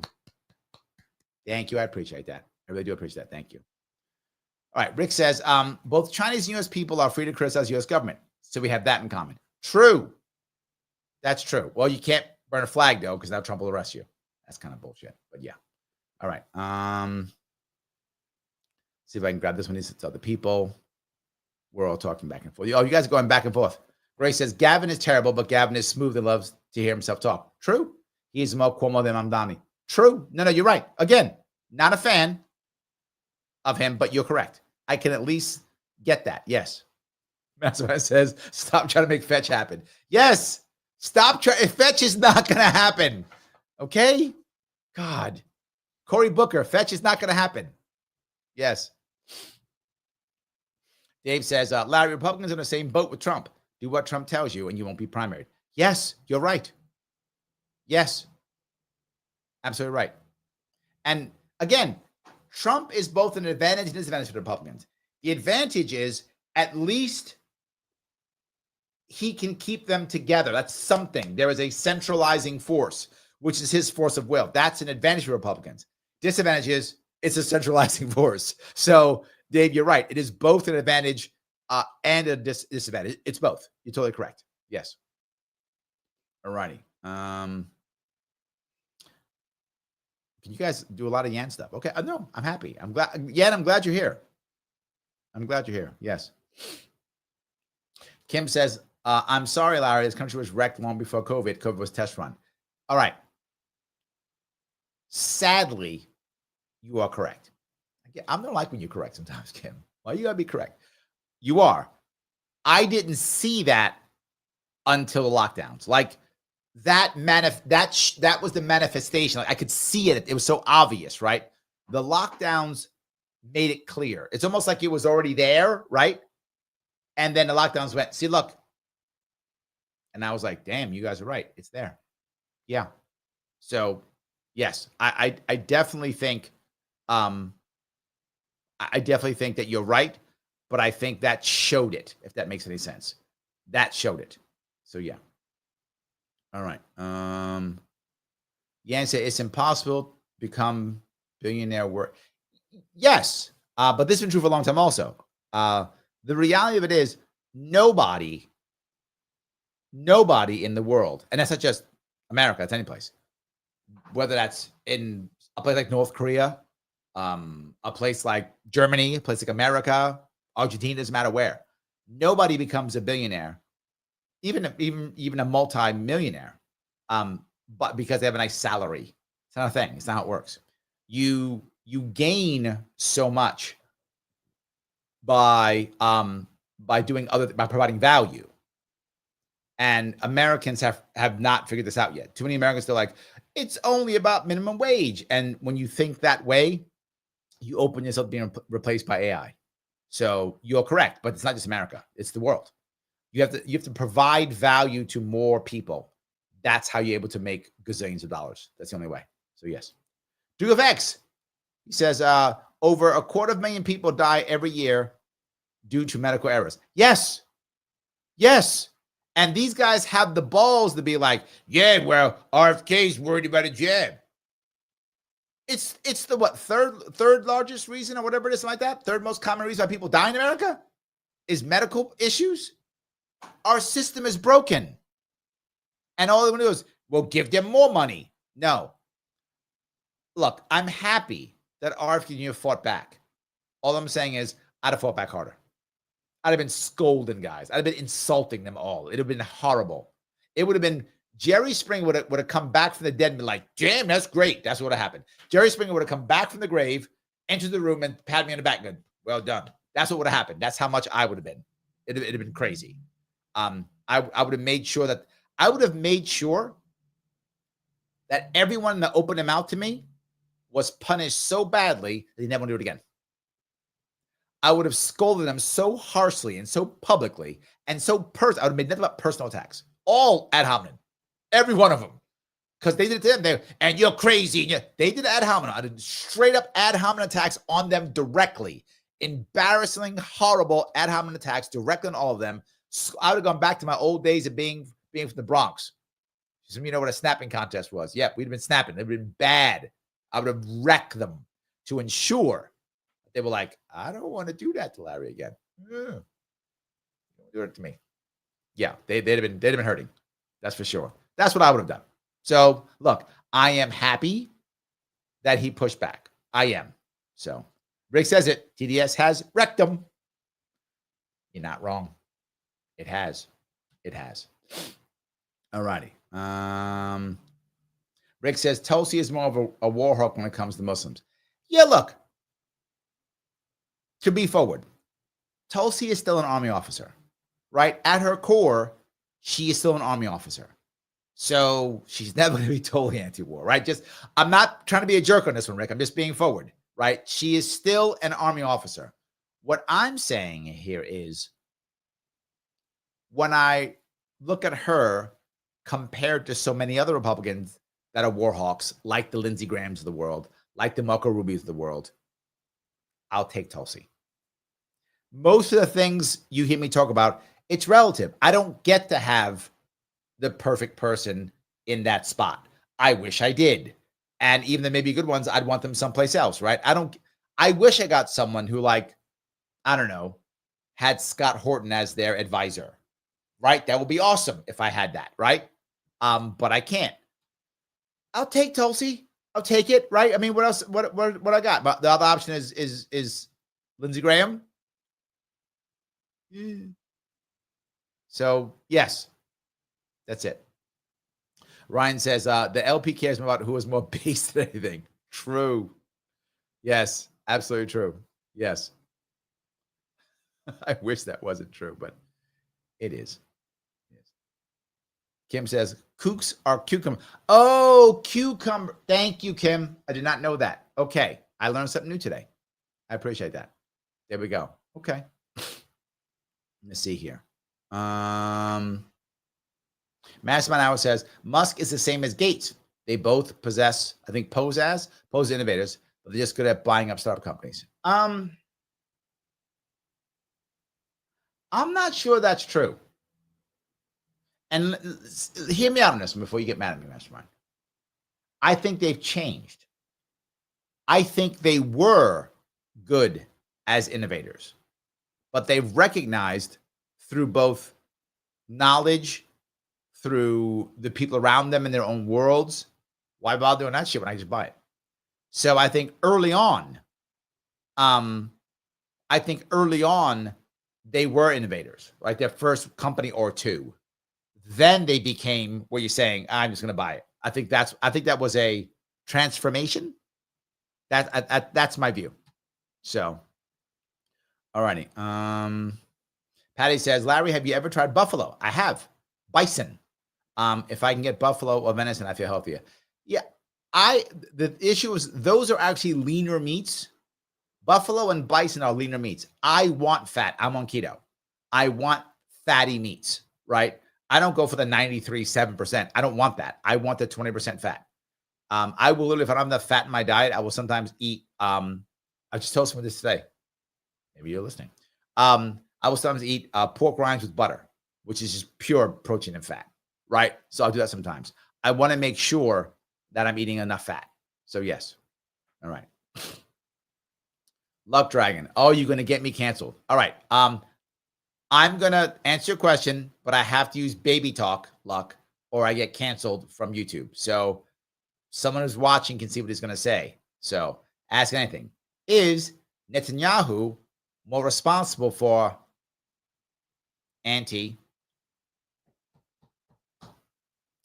semi-truckism, I have to talk this way because YouTube, around the world than the mustache man from Austria in the 1940s. So don't be mad at me, Luck Dragon. I got to do this because of YouTube, but I'll answer your question. Today, of course, yes. Today, yes. Most people don't get. For most people, unless you are either raised from people who survived that time or you know it intimately for some other reason, for most people, the mustache man is like a imaginary boogeyman. He's not real for most people. Sometimes it's just like actually a funny thing they make fun of. He's not real. So for most people, again, unless you were raised in it or you have family who went through it, of course, that's an exception, obviously. But to just some dude in the street, it's like, you're a bad guy. You're him, right? It has no real meaning. The meaning of what he did is lost on most people. So, but Netanyahu, no, people get mad at those people because of him today, far more. So today, yes. Historically, obviously not. But today, yes. I think it's obvious. Dude, thank you for the $5. Given the recent military destruction of the boat carrying drugs, allegedly, in foreign waters, does this contradict due process rights? 100% yes. There is no... Mike Voss is going to be mad at me for saying it, but it doesn't matter. Trump was 100% wrong for destroying that boat. 100% wrong. No declaration of war. We're not at war with anybody. That's not a thing. That was murder. If you want it, if they had drugs, I'm not saying they have drugs. I have no idea. I didn't know if they have drugs or not. I don't know. But if they had drugs, that means it's a criminal issue, which again, it's bullshit, but still criminal. And I accept that it is the law. Even though I disagree with the law, I accept it is the law. Then you interdict that ship and you capture those people, you interrogate them, you take the drugs, and then you put them in jail or whatever. It's a criminal activity, right? What if they're wrong? What if that was the wrong boat? I don't know if it was, but we made the mistake before. What if that was a boat with the wrong people on it? Or what if it wasn't drugs, but it was something else? I don't know. Maybe it was, maybe it wasn't, right? What if it wasn't? Then what? We just murdered them? We made it the first time. So yes, that was absolutely wrong. He should not have done that. That was a bad move. If these guys had drugs, then you go send the Coast Guard after them and you will get them. That's what you do. If you have a drone or whatever they had, or satellite, whatever they had, I don't know what they had to look at them. You know where they are. Awesome. You know where they are. Send a Coast Guard. They're in international waters. Send the Navy. We have a massive Navy. Send them. One destroyer takes care of them. They're not going to fight some destroyer. But Larry, they'll throw drugs overboard. Then capture them. That's why we have the special divers to go get that shit. Done. Go get it. Yeah. Yes, it does. And here's the worst part. Him doing it now makes it normal. And here's what I'm guaranteeing you. As we keep doing it, we'll make a mistake, whatever it is, and we're going to kill innocent people. Just like Obama droning the wedding. We're going to kill innocent people. Because of this. This is a terrible idea. It's not okay. I know Mike Voss thinks it's right. He's wrong. This is a terrible thing. We should not do it. It is unconstitutional. It's wrong. It's dumb. The whole war on drugs is stupid anyway. But again, even if you're going to accept that we have a war on drugs, we're going to fight it, the way there is not blowing things up. That's not the way of doing it, things, right? So now what happens in reverse? What happens when we have a ship out someplace and someone blows it up and kills a bunch of Americans? And they go, well, we thought it was a drug boat. What are we going to do? Go to war over it? We just told it. America right now, with what we're doing, with our bombing of Iran, with our bombing of that boat, with all our bombing we did, without declarations of war, without UN approval, with nothing, and then we scream and go, Putin's war is illegal. And we're doing illegal shit ourselves. That's the right answer. We are losing any form of moral high ground. Just gone. So, yes. Excuse me. Keep going down. All right. Let's see here. We did that. I think Yan agrees with me. See, Yan, you and I, we found some agreement. We found some. I love that. There we go. We found some. All righty. We did find some agreement at least. Andrea says the membership show was great last night. I'm glad you guys liked it. You saw some people who maybe you hadn't seen before, right? You saw, you could put a face to these people. So yeah, absolutely. Patty goes on to say, from yesterday's show, my daughter ordered me the simulated multiverse. Thanks to Charles for suggesting it. There we go. There we go. So, Luck says, Zohran is like Trump. Are you effing stupid? No way, no how. Of course they're similar. Are you effing stupid? So because I mentioned two people you don't like, this is funny. Because I mentioned two people in the same sentence you don't like, you're evil, you're stupid. Didn't even hear my point. My point is they're both rebels within their own party, which is true. Trump is a rebel within the Republican Party, and so is Mamdani. So yes, they are alike in that regard. But this goes back to what I was telling other people listening. This goes back to it.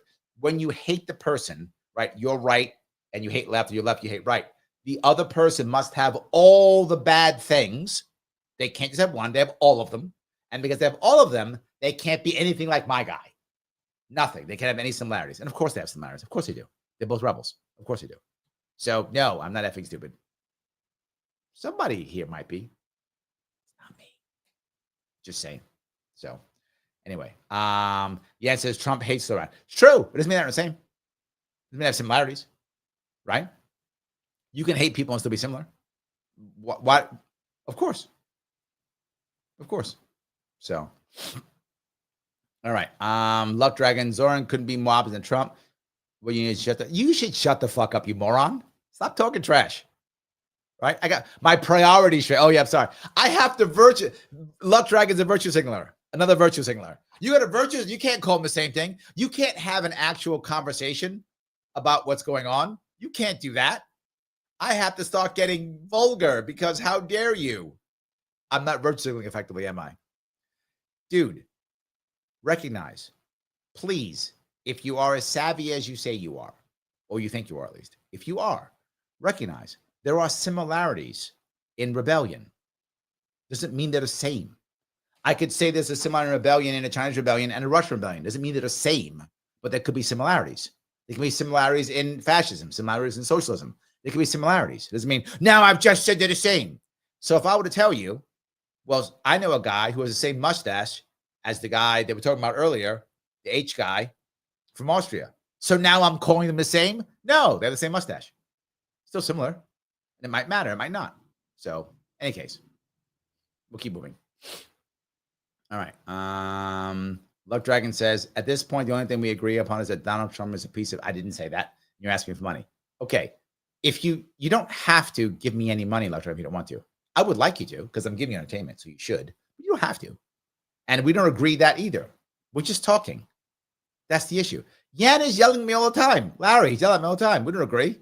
Lots of people don't agree. A lot of people don't agree. It's okay. You don't have to. You can stay here and not agree. It's totally fine. You can just keep talking. Because Rick is alt middle. Nice. Nice. I like that. Mastermind says he's so transactional they hired a guy named Cash App PayPal. That's funny. Mastermind Hour. You do some good ones sometimes. Not always, but sometimes. Good. Yes.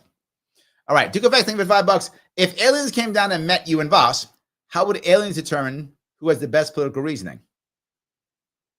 I'll tell you why. Because similar to Luck Dragon, is Mike, they're similar.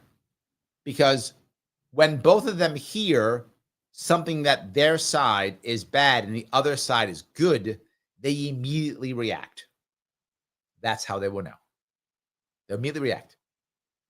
If you're sitting with Voss and you say something like, well, here's why Mamdani is correct, in whatever thing you would say, and here's why Trump is wrong, whatever you would say, Mike's literally, he'll start nodding his head no. He can't help not react. Yes, right. Dragon's the same way. I haven't met Dragon, and I know he's that way. If I were to go, well, Trump's right for this, he couldn't stop. Me, you'll hear me, you'll watch me listen. I'll go, okay, why? Why do you say that? What's going on? I will listen. I will listen. Because you might be right. Might be wrong. You might be right. That's how they would know. They would watch me listen and go, why? Who? Could that be true? You guys have watched me hear. You've said things I've been thinking, that could be right. You might be right on that one. Or you could be wrong on that one. Kim makes me mad over the show being right. So, yeah. So yes. So that's how they would know.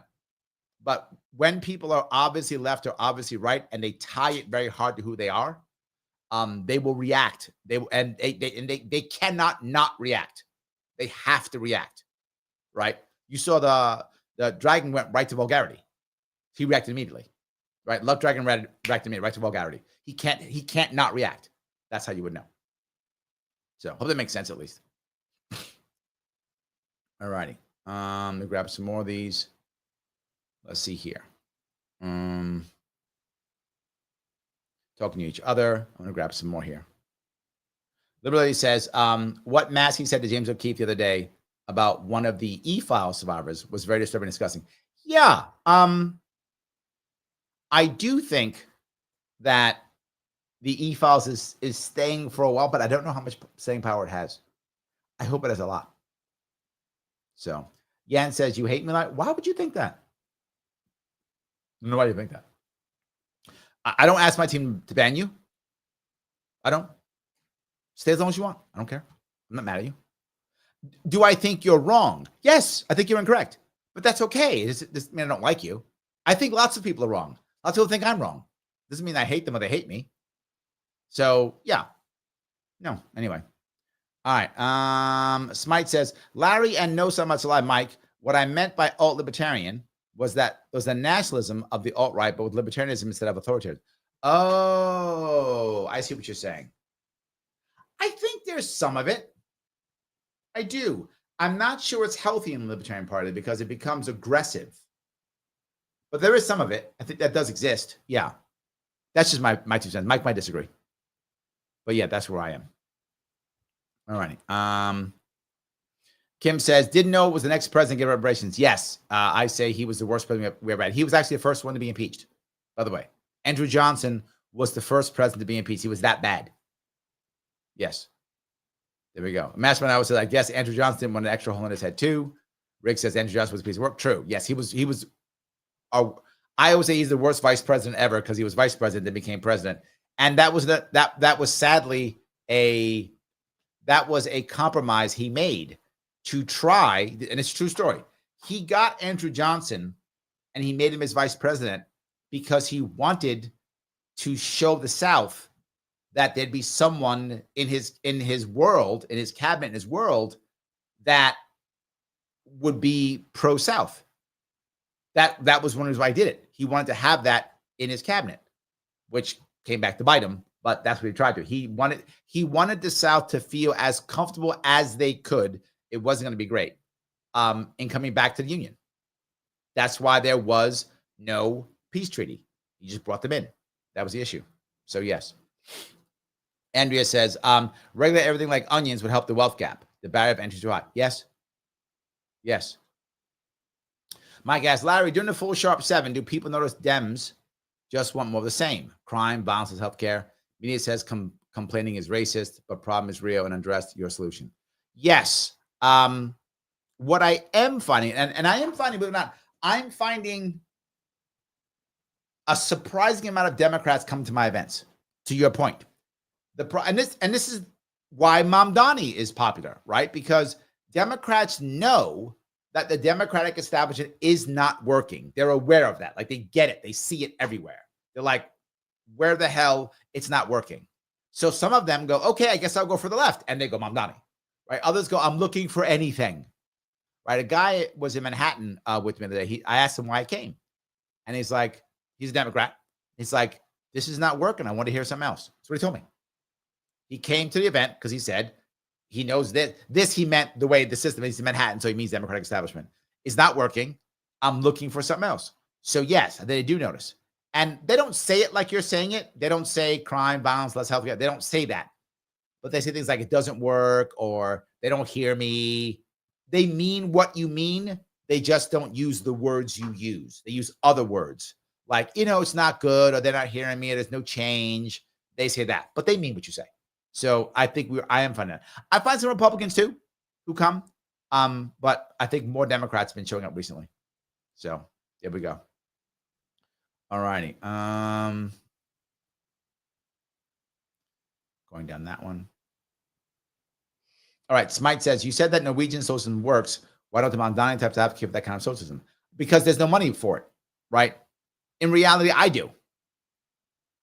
And I'm not joking, right? If you notice, one of my plans is to create a New York State social trust, a trust that can pay for some of the things that New Yorkers want that I can't just get rid of, but we can't afford anymore.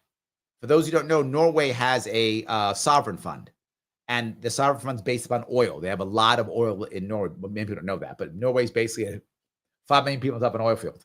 So they have a lot of oil in Norway. So they use that oil is how they selling the oil is how they were able to fill their fund. Their fund got filled, and now there's about $1 trillion in their fund. You might go, $1 trillion, a lot of money. It is, and there's only 5 million of them. When there's 5 million people, so there is in Norway, and $1 trillion in a sovereign fund, just the interest the sovereign fund makes can pay for healthcare. Of course it can. Just the interest.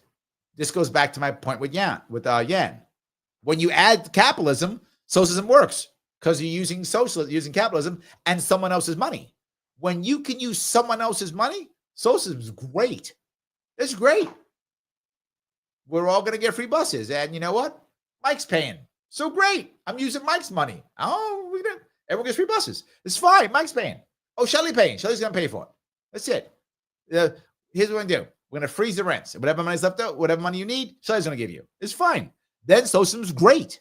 If I'm using someone else's money and capitalism, it works. The problem is we're doing neither of them. So why aren't they advocating for that? Because they don't get it. Because that will require capitalism. And they are philosophically against capitalism, which is the only way socialism can work. So anyway, hope that makes sense at least. All righty. What did I say? Yeah, and you think I'm scared of you? You don't think that. That's dumb.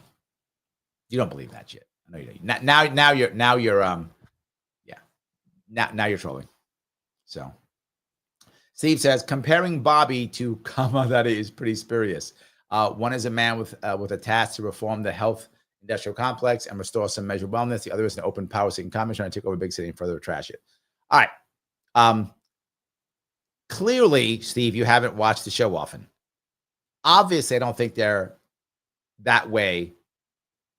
Obviously, I'm not comparing them that way. Clearly, I'm not. I'm comparing them on a social political concept. You know, how are they dealing with their issues? How are they dealing with rebellion? That kind of thing. That's what I'm talking about. Of course I am. But I guess it was good clickbait. It was good. You got it. I guess the clickbait worked. Thank you. But I hope you saw that I wasn't doing that. I hope so. Yes. Alrighty. Let me keep going down here if I can. Yeah, and I'm only going to cover this one more time for you. One more time for you. You say, Larry, capitalism only works for billionaires by slavery and killing millions. It's not even close. Not even close. Socialism and socialistic states and countries have killed and enslaved far more people than capitalist societies have. Not even close. It's not even close. So you can say that if you want to. Please show me any data that would prove me wrong. You cannot. But go ahead if you can. That'd be amazing. I don't think that's it. So, in any case, thank you. I'll move on. All righty. See if I can do this more. Any more of these? So many that I appreciate it here. All right. Shelly says, my grandson will be 3 soon. He got on the television and bought subscriptions to different channels. Internet access is easy. Acting like an adult seems more difficult. Oh, true. Yes. Yes. Sarah says, Larry, thank you for consistently bringing logic and common sense to the LP. Oh, thank you. Real solutions, real pathways to increase liberty and prosperity.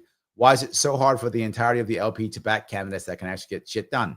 Well, how can they virtue signal?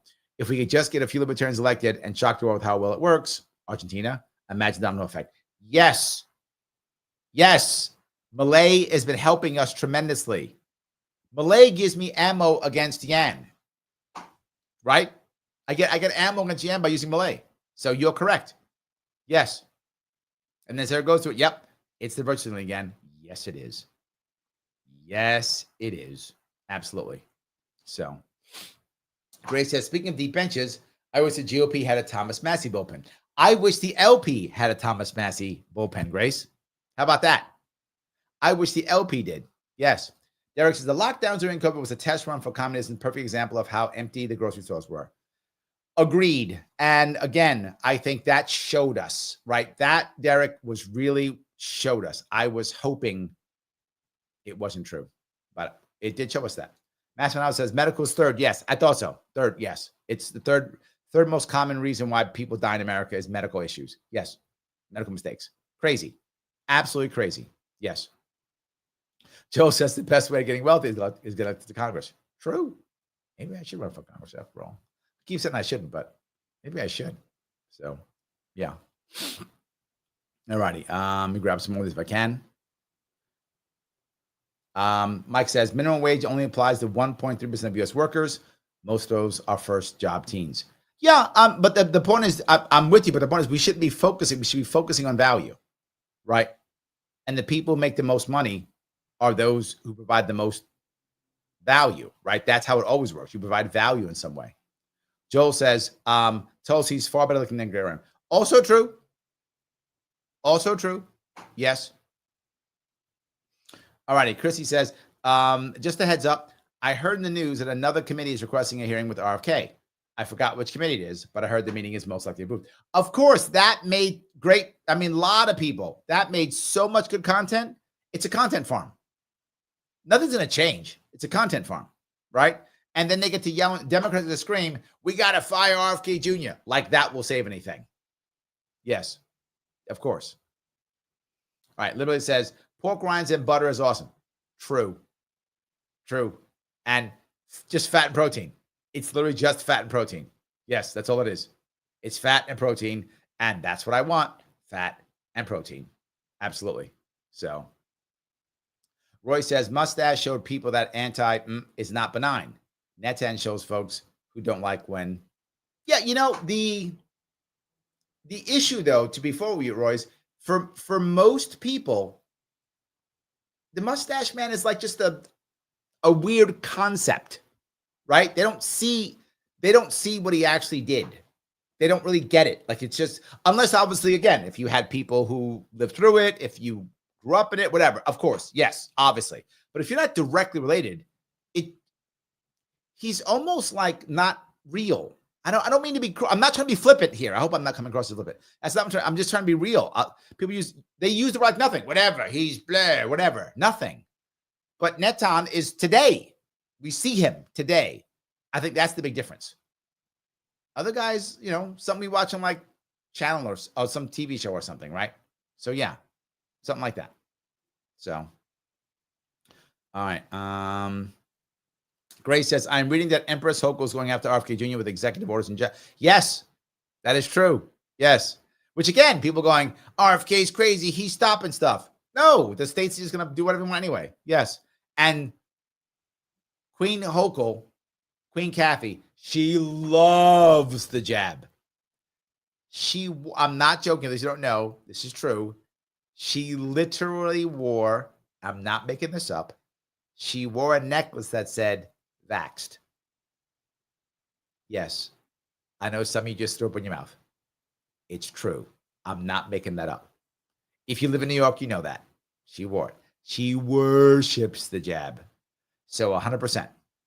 You are correct. 100%. So DJ Rockel, Rockel L, says Trump is trying to start a war with drug cartels. I wish he'd stop trying to start wars. Don't do that. He goes, and I say good. No, we don't need more wars. We don't need more wars. We need less wars, not more wars. The war on drugs doesn't work. It hasn't worked ever. I'm going to give you a list. It's just so you know, it might take a little bit of time. I'm going to give you, I won't take that long. I'll give you a list of all the times prohibition has worked. Finished. It doesn't. Ever. All prohibition does is create a black market. Always. Ever. Well, we got to pass a law. Great. We could stop murders. We could. Just pass the law against killing. Oh, wait, we did. Yeah. Still killings. Doesn't change. Culture has to change. People have to change. Incentives have to change. Yes, that's how that works. That's what changes. When you want to see drugs go down, the only examples that we have of it ever going down is after we legalize them. That's when it goes down, when we legalize them. Not initially, though. Initially, it goes up, and then it goes down. That's what happened with alcohol. It will happen with weed. It will happen with whatever. That's what happens. People go, oh, great, I can do alcohol now. Let's all get drunk. Then they realize it's all bad. And then the market moves in, and then people move in and show how bad it is. And they find alternatives, and they find ways of stopping it. People make money on you stopping to drink. And then all of a sudden that happens, and then everything's fine. And then it begins to change, get better. And before you know it changes. The same thing will happen with weed. The same thing will happen with every one of them. Yes, absolutely. Gray says, Trump and Mamdani know their constituents inside and out in order to get them out. This is true. It's another thing. Mamdani knows what his people want to hear. He does. He knows what they want to hear, and he knows how to get them out. He does. It's accurate, whether you like him or not. It is absolutely true. Yes. So. I'll grab a couple of these here. I got that one. All right. Shelly says, I've lived in capitalism my entire life and never had grocery stores with locks. Oh, yeah, you're right. Now that's happening. Yes, absolutely. Yes. Gray says, Larry is a Marine. Calling him obscenity is a waste of time. He's heard worse from far better than Trump. True. Doesn't bother me at all. When people get mad at me, I post it. I put it out there. I don't care. You call me names. It's fine. Whatever. All good. Yes. All right, I'm going to grab a couple of these here. Filling for $2. If New York had fracking, could we have a sovereign fund? Ooh, interesting. Depends on where it comes from, right? The problem would be, I mean, in theory, the problem is if you wanted to have fracking in New York, you would have to make it very profitable for the people whose land it is, right? And then you probably wouldn't want the government pulling it out. You'd probably want a private company pulling it out. Unless you'd have to somehow create like a monopoly or something, which sucks. So I'm a bit worried about it. All right. Theoretically, yes. In practice, I'm not sure I'd want one. Unless we taxed it somehow.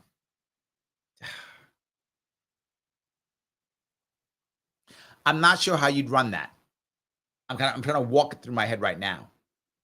I mean, again, theoretically, yes. In practice, I'm not sure we could actually make that happen. Unless it was on state-owned land, then there's no need for taxation. You could sell it directly to the private company and take the proceeds from selling it and put it right into the sovereign fund.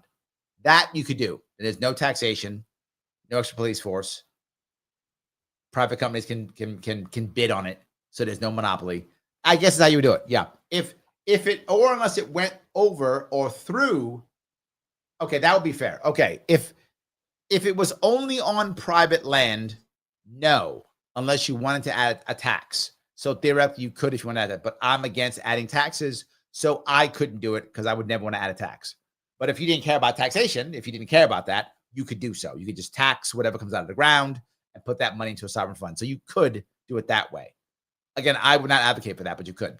But if it came, say, whatever, of X amount comes through 10% of government land, well, then that 10% is government money, right? That's not taxation. That's government land. If that's government land, that chunk could go into the sovereign fund. So yes, it could be done. Depends on how you do that. I wouldn't want to tax the people who are getting it out unless they require something from the government to make it happen. For example, if people are like, hey, we want the government to inspect to ensure that a neutral party knows what is going into the ground, right? Because part of fracking, you have to make sure it's transparent. You know what's going into the ground because it's going to private people's land if you were to do that. So maybe if you had a government agency that would be inspecting, the government agency could charge a fee for that, and the company could pay. No monopolies. Any company who does it would just pay the government fee for an inspection, and all you get is a readout. Maybe. You could find ways, but I don't want to tax. I don't want to tax. But could you find a way? Yes, you could. So, Space Jason says he's over at Rumble. He says, hypothetical, you're the president. You've just been briefed on a commercial plane hijacked by terrorists about the flight in the World Trade Center. Do you give the order to shoot it down? It's a good question. There's no more World Trade Center, so I guess it'd be the Freedom Tower.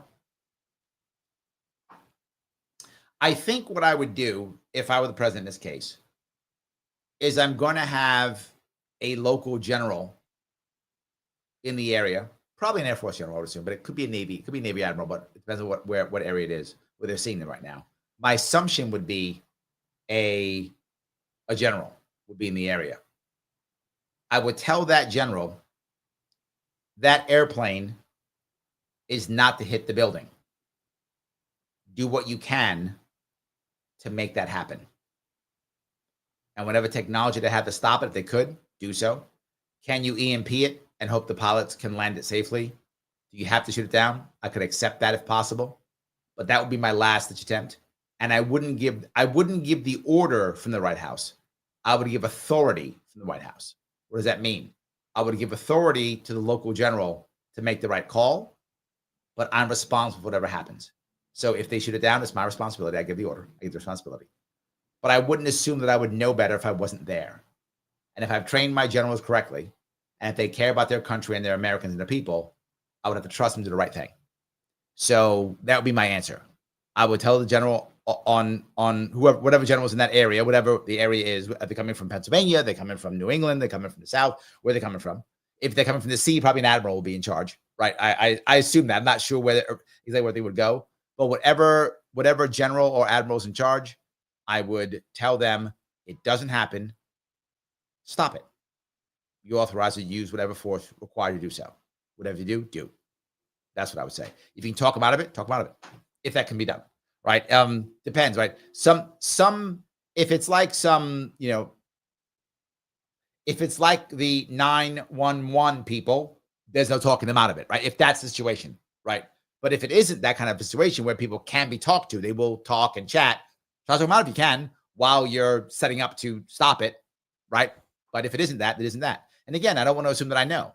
The general on staff, the general who is there, do what you can to talk them out of it if that can be done. If it can't, make the call. That is what I would do. Hope I answered your question. Sheridan says, can Queen Hochul mandate enough red dye breakfast cereal to save Kellogg's? Oh, yeah. The funny part is they're not even mad. The cereal people aren't even mad. They'll just go to do what they're already doing in other countries. So, yeah. The problem is Americans are in such big such big trouble now, they're skipping breakfast. That's the problem. So, yes. She can't, unless she goes to mandate breakfast, maybe. Duke of X, $5. Thank you. In your opinion, what percentage of politicians are do-gooders as opposed to psychos wanting power and the money made in office? Here's my opinion.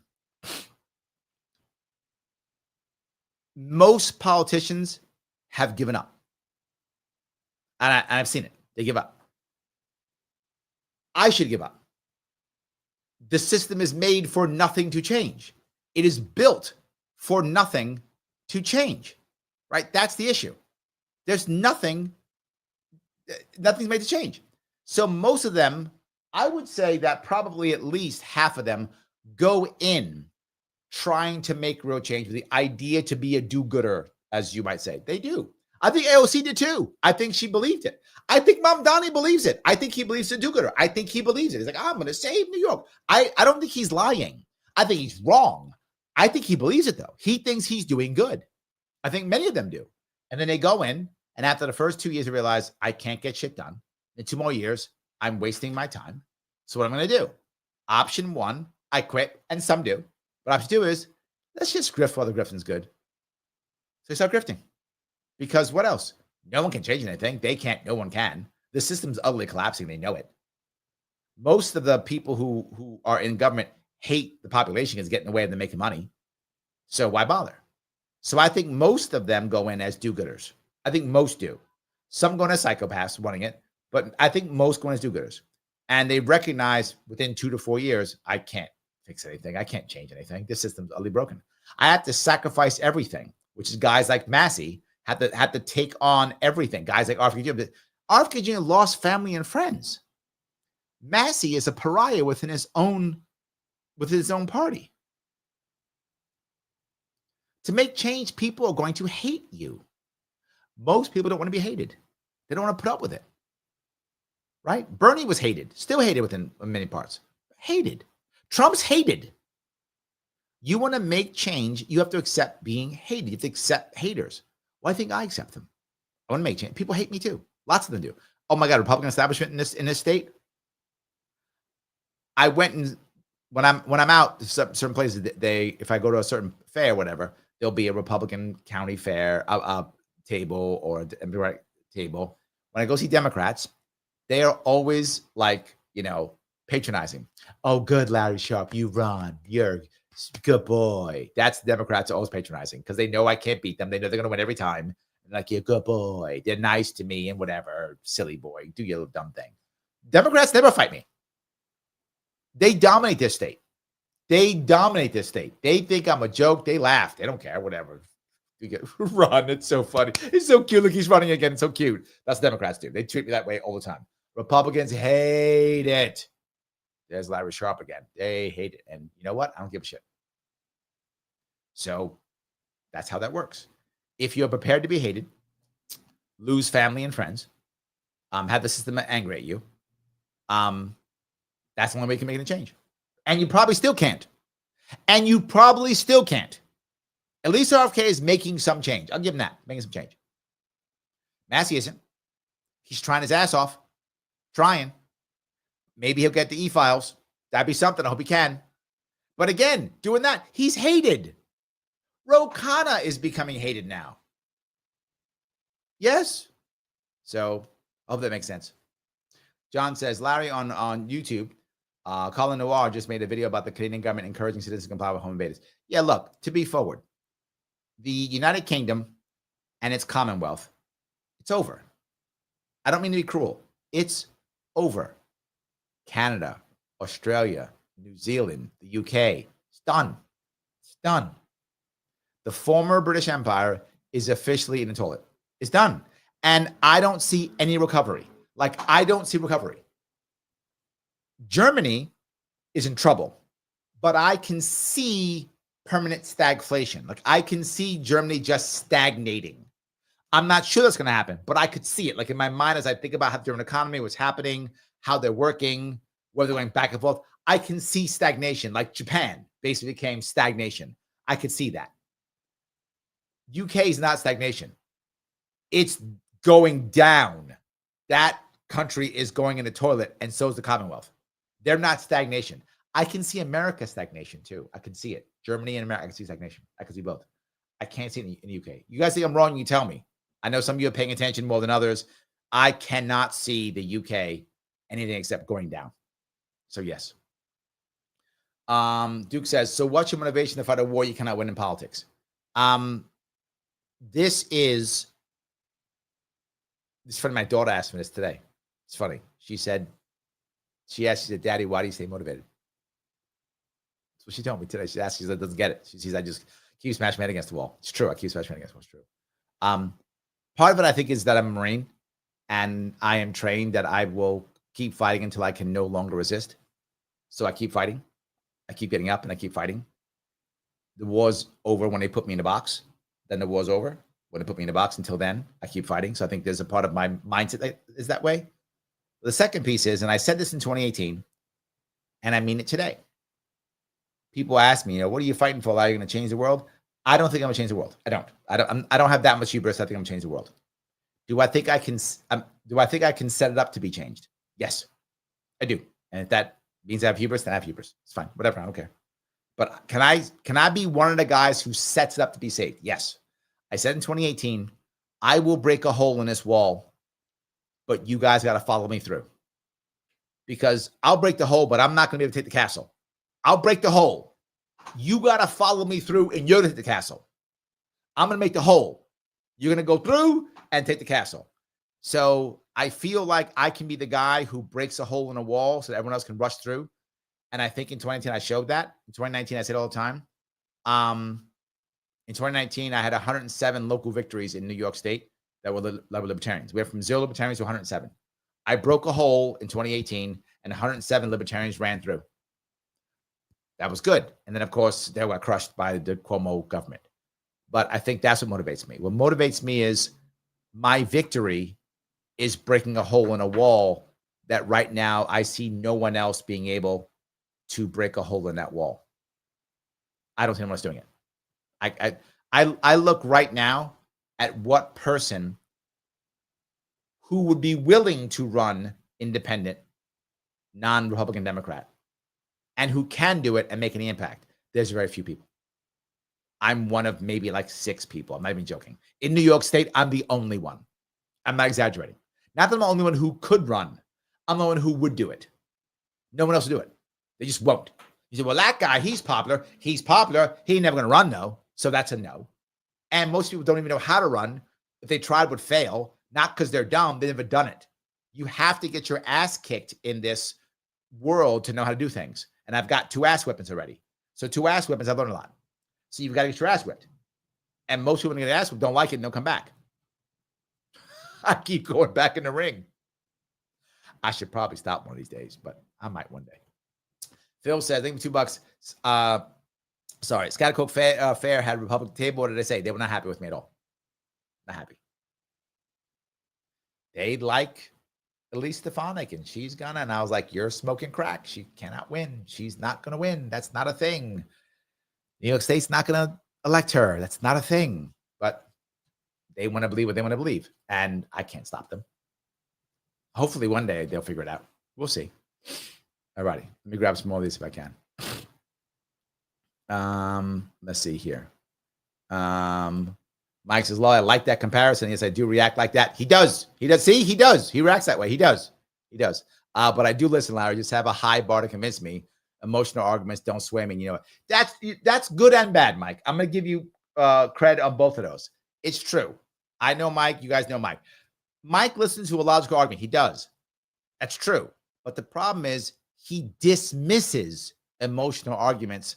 And in politics, emotional arguments often matter. And so it's good that you are logical in what you do. And Mike brings receipts. He does. He brings receipts. True. And he can be convinced with logic. True. But he does often dismiss emotions. And when it comes to politics, emotional arguments also matter. So I think it's both. So my threat says Vosh is a crown. I actually like Vosh. I was on the show twice. I actually I actually like Vosh. But here's Vosh. I'm gonna give this my threat. Vosh also got TDS. And that wrecked him. He didn't have it, but he got it. And now he's wrecked because of it. He'll be better once Trump is gone. Vosh is young. He's like 30 or something, 29. He's young. So he'll be around for a while. Once Trump is gone for like 2-3 years, I think Vosh will come back to a spot where at least you can chat with him because he won't have TDS anymore. But while he has TDS, you're right. It's bad. He doesn't think clearly. He just thinks he's the end. He yells and screams. He becomes grossly emotional. And maybe he's a clown now. Okay, now he is. I'll say that. But he wasn't always that. And I think he can come back from it because he's actually a smart guy. He's actually smart. But yeah. True. Yeah. All right. Grace says, I did kind of hate you, Larry, when you did some of those episodes against Cuomo's press conferences. That kind of comedy gold is hate-inducing genius. I do like that. That was my favorite ones. So yes, those are some of the best ones. Yes. All right. That's good. Phil says, after the South surrendered, Lincoln had the band play Dixie. I didn't know that. I know he was trying to. I mean, he was at least trying. I'll give him that. So he's definitely trying to. That's for sure. And it says, how would New York get a sovereign fund? We would have to back it up, sadly, with taxpayers' dollars, which sucks. The problem is, Andrea, libertarians get mad at me because they go, Larry, you got to pay off New York's debt. You got to do that. Agreed, I do. But New York is so broken and in such a deficit and in so much debt, I can't pay the debt off in the first 4 years. I wish I could. We're so broken we can't. So we have to fix the system first with the sovereign fund so we can start making money, so we can start paying our debts. And I know that sucks. And libertarians are like, how dare you? You're virtue signaling if you're saying that. You can if you want to. It is physically impossible. We are so broken. Just like Illinois. Illinois can never do it. Illinois is worse than we are. Illinois is a basket case. So Yes, you do it by backing it with taxpayer dollars. It's about $80 billion in New York State taxpayer dollars every year, give or take in that area. Depending on the year, but around that. That's how you start the fund, with backing against that money. That's how you start it. And I know it sucks. It's not very libertarian. I know. If someone else has an answer, I'm open to it. If you need something else. Americua says, any winners have had hubris. True. America goes on to say, could you use state land as collateral for the sovereign fund? In theory, you could. The question is, do I want to sell the state land off or not? That is a secondary concept. You could use state land. The problem is, once you start selling state land, would you want to use that state land for fracking? The concept that Phil brought up. I'm not sure about that. I'd be open to the concept. Would you want to sell that land, or would you want to put, like, say, nuclear power plants in that land? Right? The reason is, I want to build nuclear power in New York State. So I have to have enough land that I could lease out, because I'm leasing the land out is all I'm doing. I don't want the state to pay for the nuclear power plant. I want it to make money from it, which means leasing the land out. So possible. I'm not against the idea. The question is how and when. So I'm open to the concept. I'm open to it. All right. My other says, what's Larry's schedule next week for live streams? Are you continuing to Full Sharpe number 7? Okay. Yes. Full Sharpe is not this weekend, as you guys probably know. I did not do any Full Sharpe stuff this weekend. I took a little bit of a break so I could hang out. I did a Manhattan event last Thursday. Next weekend, the 13th and 14th, I will be back out downstate. So I've been upstate for the last 2 trips. This will be a downstate weekend. The 13th, I'll be in Queens at noon. Then I'll be in Nassau County at 3, Suffolk County at 6. Then I'll be in Staten Island at 10 and Rockland County at 2 on Sunday. So Saturday and Sunday, 5 stops. Look at the LarrySharpe.com. Probably by next week, we'll have most of it up so you know where it's coming. Check next week when you have a chance, and it will tell you where I'm going to be. And if you want to come see, I'd love for you to come join me if you want to. Say hi to me, all that case. Yeah, please do so. So, Massman says, Israel uses American money for their social. True. That's why some people get mad. They get mad and go, why are we giving Israel money? They got free college. They got free healthcare. True. And we're paying for it. Accurate. And we should not be paying for that. Let them pay for their own stuff. No worries. They can do that. So yes. All righty. Phil says, hey everyone, I've been here, but Larry's soothing voice put me to sleep. Aw. Is that good? Should I take that as an insult, or should I take that as a compliment? I'm going to go with compliment because it feels better. So, yeah. Duke of X, thank you for $5. Larry, you're like Rambo when Colonel Troutman told him it was over, and Rambo came back and said, nothing's over. There we go. Yes, that's funny. No, I guess we just kind of have to keep fighting, right? I think we have to.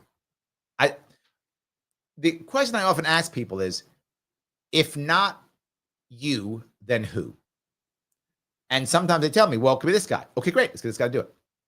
But if they go, well, then nobody. Well, then it's you. Well, my answer is, if not me, then who? Well, in New York State, it's me, or it's no one. Again, there are libertarians other places. This state, it's me. That's it. There are literally people who live in New York State. Again, I'm talking who live in New York State. There are more popular libertarians across the country, right? Dave Smith is more popular than I am, right? So if he walks around, people will see him, know him. He's more popular. But he doesn't live in New York. And to run for governor of New York, you have to have lived in New York for 12 years. There's no one else who's run for governor, who is a New Yorker, who can take time off to run, who can raise money, who's lived in New York for 12 years. I'm the only one.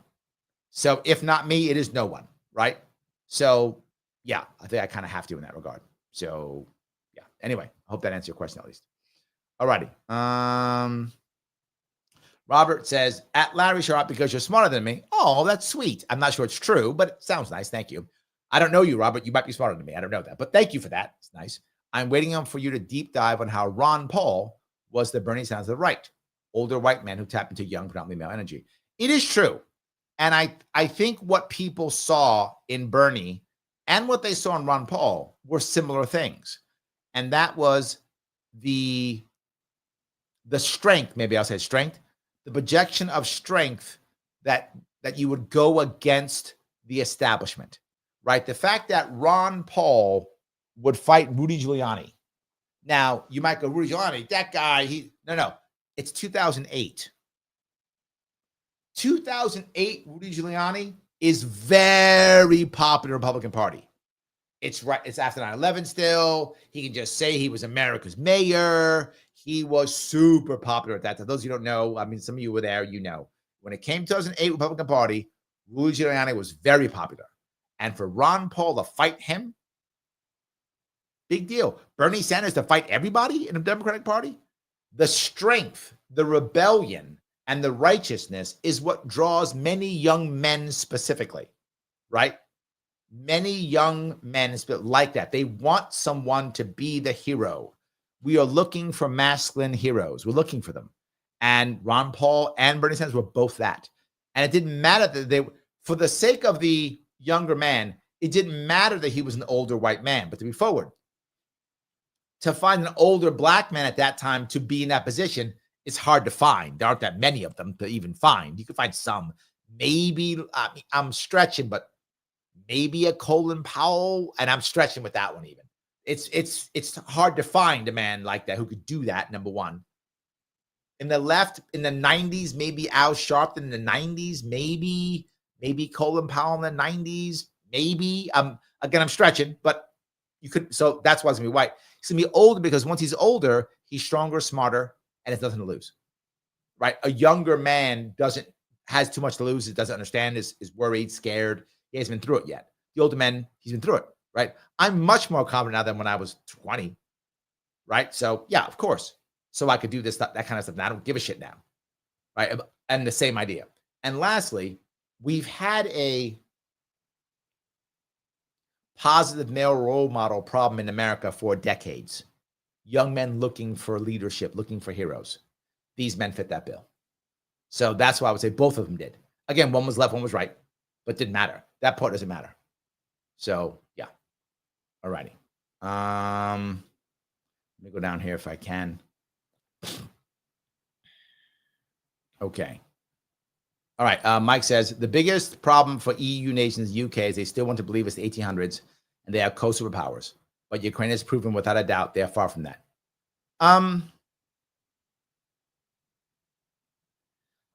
EU nations. I don't think I buy that one.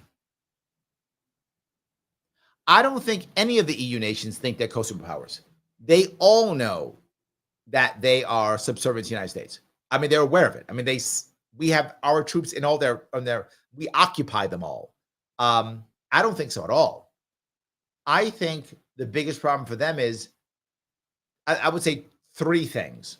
One, because they are no longer that, they have lost their way. The idea of being proud of being a British citizen is a thing of the past. That's not a thing anymore, right? I mean, Gandhi even said it. Gandhi was like, one of the reasons why Gandhi fought so much initially is because he was like, I'm a citizen of the British Empire, so I deserve these things, right? That kind of concept is out the window now. No one thinks that anymore, right? The British king, right? It's just some dude now. Nobody even cares about it anymore. It's not a thing. So I think they've lost their way. And because of that, they're trying to find ways to be something. And they're not finding a way. So they're becoming bureaucratic. And as they lose the idea of being free, they become bureaucratic. And bureaucracies create rules to create rules. And you follow rules to create rules, to follow rules. And before you know it, the rules become more important than anything else. America's become that way too. But England's already there. Germany's already there. But Germans still, they're already there. I don't see it at all. I don't think they think it's 1800s at all. And the co-superpowers. I think they're all broken. The people who, and you see it in France, the French are desperately trying to break that and say, no, we are still great. We are still awesome. And I think they hoped, and you're right in that Ukraine proved that it's not that, but I think they hoped that Ukraine would prove the opposite. And I think the French specifically wanted that. The French wanted Ukraine to prove they were great, and it did not happen at all. The reverse. did not happen at all. I think you're right. It did that. But I mean, I think that. I don't see it at all. So Phil says UK has some people fighting. True. There are some who are fighting. There are some. Yes. Then he said, I think we're a bit past stagnation in America. Just a slow progression. It's difficult to see. Could just be black-pilled and waiting for the. Well, that's what stagnation is. You stagnate, right? I think that. Yeah, I think you stagnate. But America still has some chances to go up and down, which I don't think we're done yet. I don't think so yet. I hope. I'm with Shelley. She goes, I'm cautiously optimistic. I'm with Shelley in this one. Yes. Massman Hour says, Larry is the orc that breaks down the castle with his head. But no, it's an ogre that does that. I'm the ogre who does that. The ogre, not the orc. Orc is too small. Couldn't do it with his headbutt. Remember, orc only has one hit die. Only has one. Right? While an ogre is 4 + 4. So an ogre could do it. So yeah. Anyway, yes. All righty. I grab that one here. That's good. Joel says, I got noticed that Kit Cabello was on Jimmy Dore. I gotta watch that one. I agree. I love Kit. In fact, he's coming on Sharpe next week. He'll be on Sharpe next week. Absolutely, yes. All righty. Let's see here. I did that. Okay. Robert goes on to say, a better question. Do you think the left has cultivated a culture environment for a disruptor to emerge? No, I don't. No. Cultivated is no. They haven't cultivated that. They've cultivated an environment to crush disruptors, but they've created an environment that will make disruptors break out. So I'm using your words differently. Cultivated would make it seem like they purposely set it up so that disruptors could come out. They have not done that. They've done the opposite. So they did last year with Harris and Biden. No, nobody can come out. It's who we say, when we say. They have created an environment where the disruptor has to come out because they're fighting it. The disruptor, in the case of RFK Jr., came out and went to Republicans. And Mamdani went to DSA. So they're so repressive that the people are squeezing out. So I don't know if that's what you meant, but yeah, maybe. So, all righty. Where am I? I covered him. Good. All right. Robbie, you got to say, I can't get all your stuff, dude. You got a lot of stuff you're saying here. So, all righty. Back. Shelly says, at least Stefanik had to change a lot just to get reelected. Her voters were not pleased in the first go round. So which side would she run? No, she's tied to Trump. I was in Lewis County 2 weeks ago. Lewis County is in her district. And they told me, Larry, we see you more than we see Elise. Because I cross the state every year. She doesn't. I go to Lewis County at least once a year, if not more. So, yeah. Yes. Robert goes on to say, the grassroots organizers that Democrats need to inspire people to vote are the very same people Democrats are punching down on because, in all honesty, they don't want to move on the demands. True. That's an accurate statement. It's accurate statement. Yes. And their tactics are just remember, Republicans are evil. That's their entire tactic. Remember, the orange man is bad. So if you know what, for us, orange man is going to kill you. That's what they are actually just Democrats, except for Mamdani. And I'm being forward. Mamdani actually has answers, Robert. You may not like those. I don't know if you like his answers or not, but he's got answers. He's not saying vote for me or Trump will kill you. He's saying vote for me and I'll do some stuff. And people are like, oh, you'll do stuff? Yeah, I'll do stuff. Like, okay, go do some stuff. Every other Democrat's going, vote for me or Trump will kill you. So yeah, that's what they're doing, which is sad. They really shouldn't do this. It's really a problem. It's not good for the Democratic Party. It just isn't. It really isn't good for them. They're really screwing things up. So yeah. Anyway, Joel says Stefanik can't have a town hall open forum because she has a small group of haters who want to shut her down at any opportunity. Also true. Yes. Also true. Yes. So I do appreciate it. Guys, I'm going to ask you a question if I could. Ask you a favor, I should say. Click the button known as like. It does matter. And if you want to hear stuff about Mamdani, you can. You really can. It's not just me. I mean, obviously, I talk about it all the time. I do. What's happening with Cuomo? I talk about it all the time. but there is another, excuse me, another place where you can find it. Do you know where it is?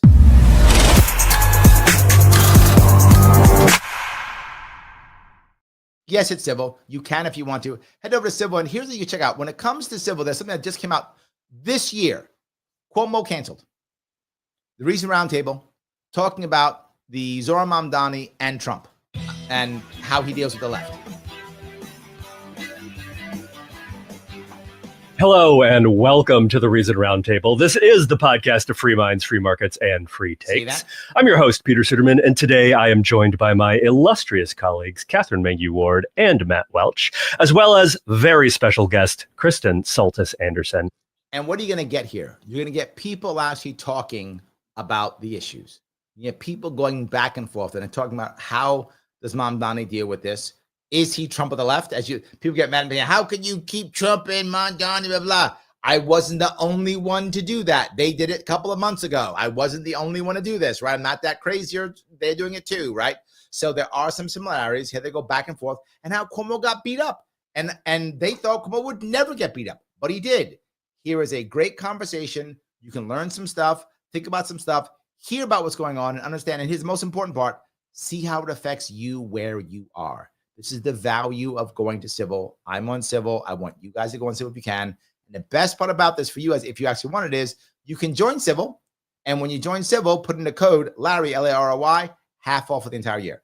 The entire year, $25 for 1 year, not per month, for the entire year, $25.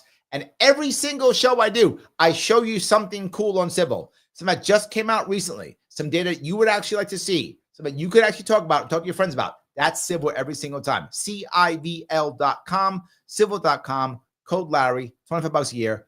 Join it. It's awesome. You'll enjoy it. And I'm on there too. So even better. All good. I hope you guys would enjoy that. So if you can, that'd be great. Please pop up on that. This is an AMA anyway. Grab a couple more of these if I can. All right. Joel says, hold on. This is Robert. If you ever choose to expose Paul and Sanders, I hope you also, I just did. Yeah. I just did it. So anyway, okay. All right. Let me walk down here if I can. Shelly says, there's something about Jimmy Dore's voice I just can't say listen to him. Really? I don't really have a problem with Jimmy Dore. I think he's fine. I don't have a problem with him at all. I'm totally fine with it. You know, whatever. I don't have a problem with it at all. So yes. So, all righty. Let's see. Yan says, Larry, I want you in Socialism tomorrow. I am happy to chat with any socialist. I do all the time. I have him on my show. I don't have a problem with it at all. I don't mind talking to him. I'm happy to have conversations. I actually did a review of a documentary about, communism in America. I don't mind. It's fine. I don't have a problem talking about it. I'm not afraid of having the conversations. You see me have them. I feel it's very tough to find an actual answer. That's socialist. I can't find a positive one in the long run, except for voluntary, right? If you voluntarily decide, hey, I want to join the Amish, as I use as an example all the time, good on you. You decide to do so. Look, the Amish don't have to have capitalism. They don't need it. I mean, they have it. They use it also. They use it also as they get money from the outside and bring it in, just like a sovereign fund. So even their voluntary socialism, they still use capitalism. They still do. When you want to get stuff built by the Amish, they take cash. They're capitalist. Now, however, internally, they're a socialist. So you don't require insurance. Why? If your house burns down, your community is going to rebuild your house. They accept it. That's why you join it. And you know what? If you're in a community, you better go help build the house. You voluntarily decided to join that community. You better go help it, get the hammer and get going because everyone's doing it. It's fine. I don't have a problem with that. But you can leave if you want to. You can say, I don't want to do this anymore. You can go. If you join a civic group or a church group and you decide I'm going to give a bunch of my money to the church or the civic group, I'm going to let them give it out as they see fit. Voluntary, your money, you trust them. Good on you. I'm not mad about that. So I'm happy to those conversations, but I cannot find an answer ever, where it says, I can't choose. I must be in a social system and then it works. I don't see it. I don't see that working ever. So anyway, I guess that's all I have to say about that. There's really nothing else I can say about that. Guys, I'm going to ask one more time. Of course, click the button known as like. If you haven't already, please do so. Every click does matter. If you haven't shared this yet, if you haven't reposted it yet, you should. It's going to help me out. If you could share it on YouTube, if you can share it on Twitter, if you can share it anyway, please do so if you can. I really appreciate it if you can do so. Also, by the way, if you haven't followed me yet, please follow me on Facebook, on X, and on Rumble. And you also know, of course, after the show is over, please come back and comment. And please comment. We talked about a lot of different stuff today.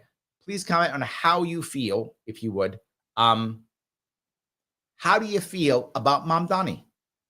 Good or bad? How do you feel? How do you feel about Mamdani? Please comment after this is over. And remember, if you watch this later, it's not live.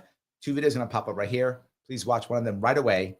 Mr. Rhythm, Algo, loves it. I will be back on Monday. My radio show at 1, and then my regular show at 7 p.m. I will see you all very soon.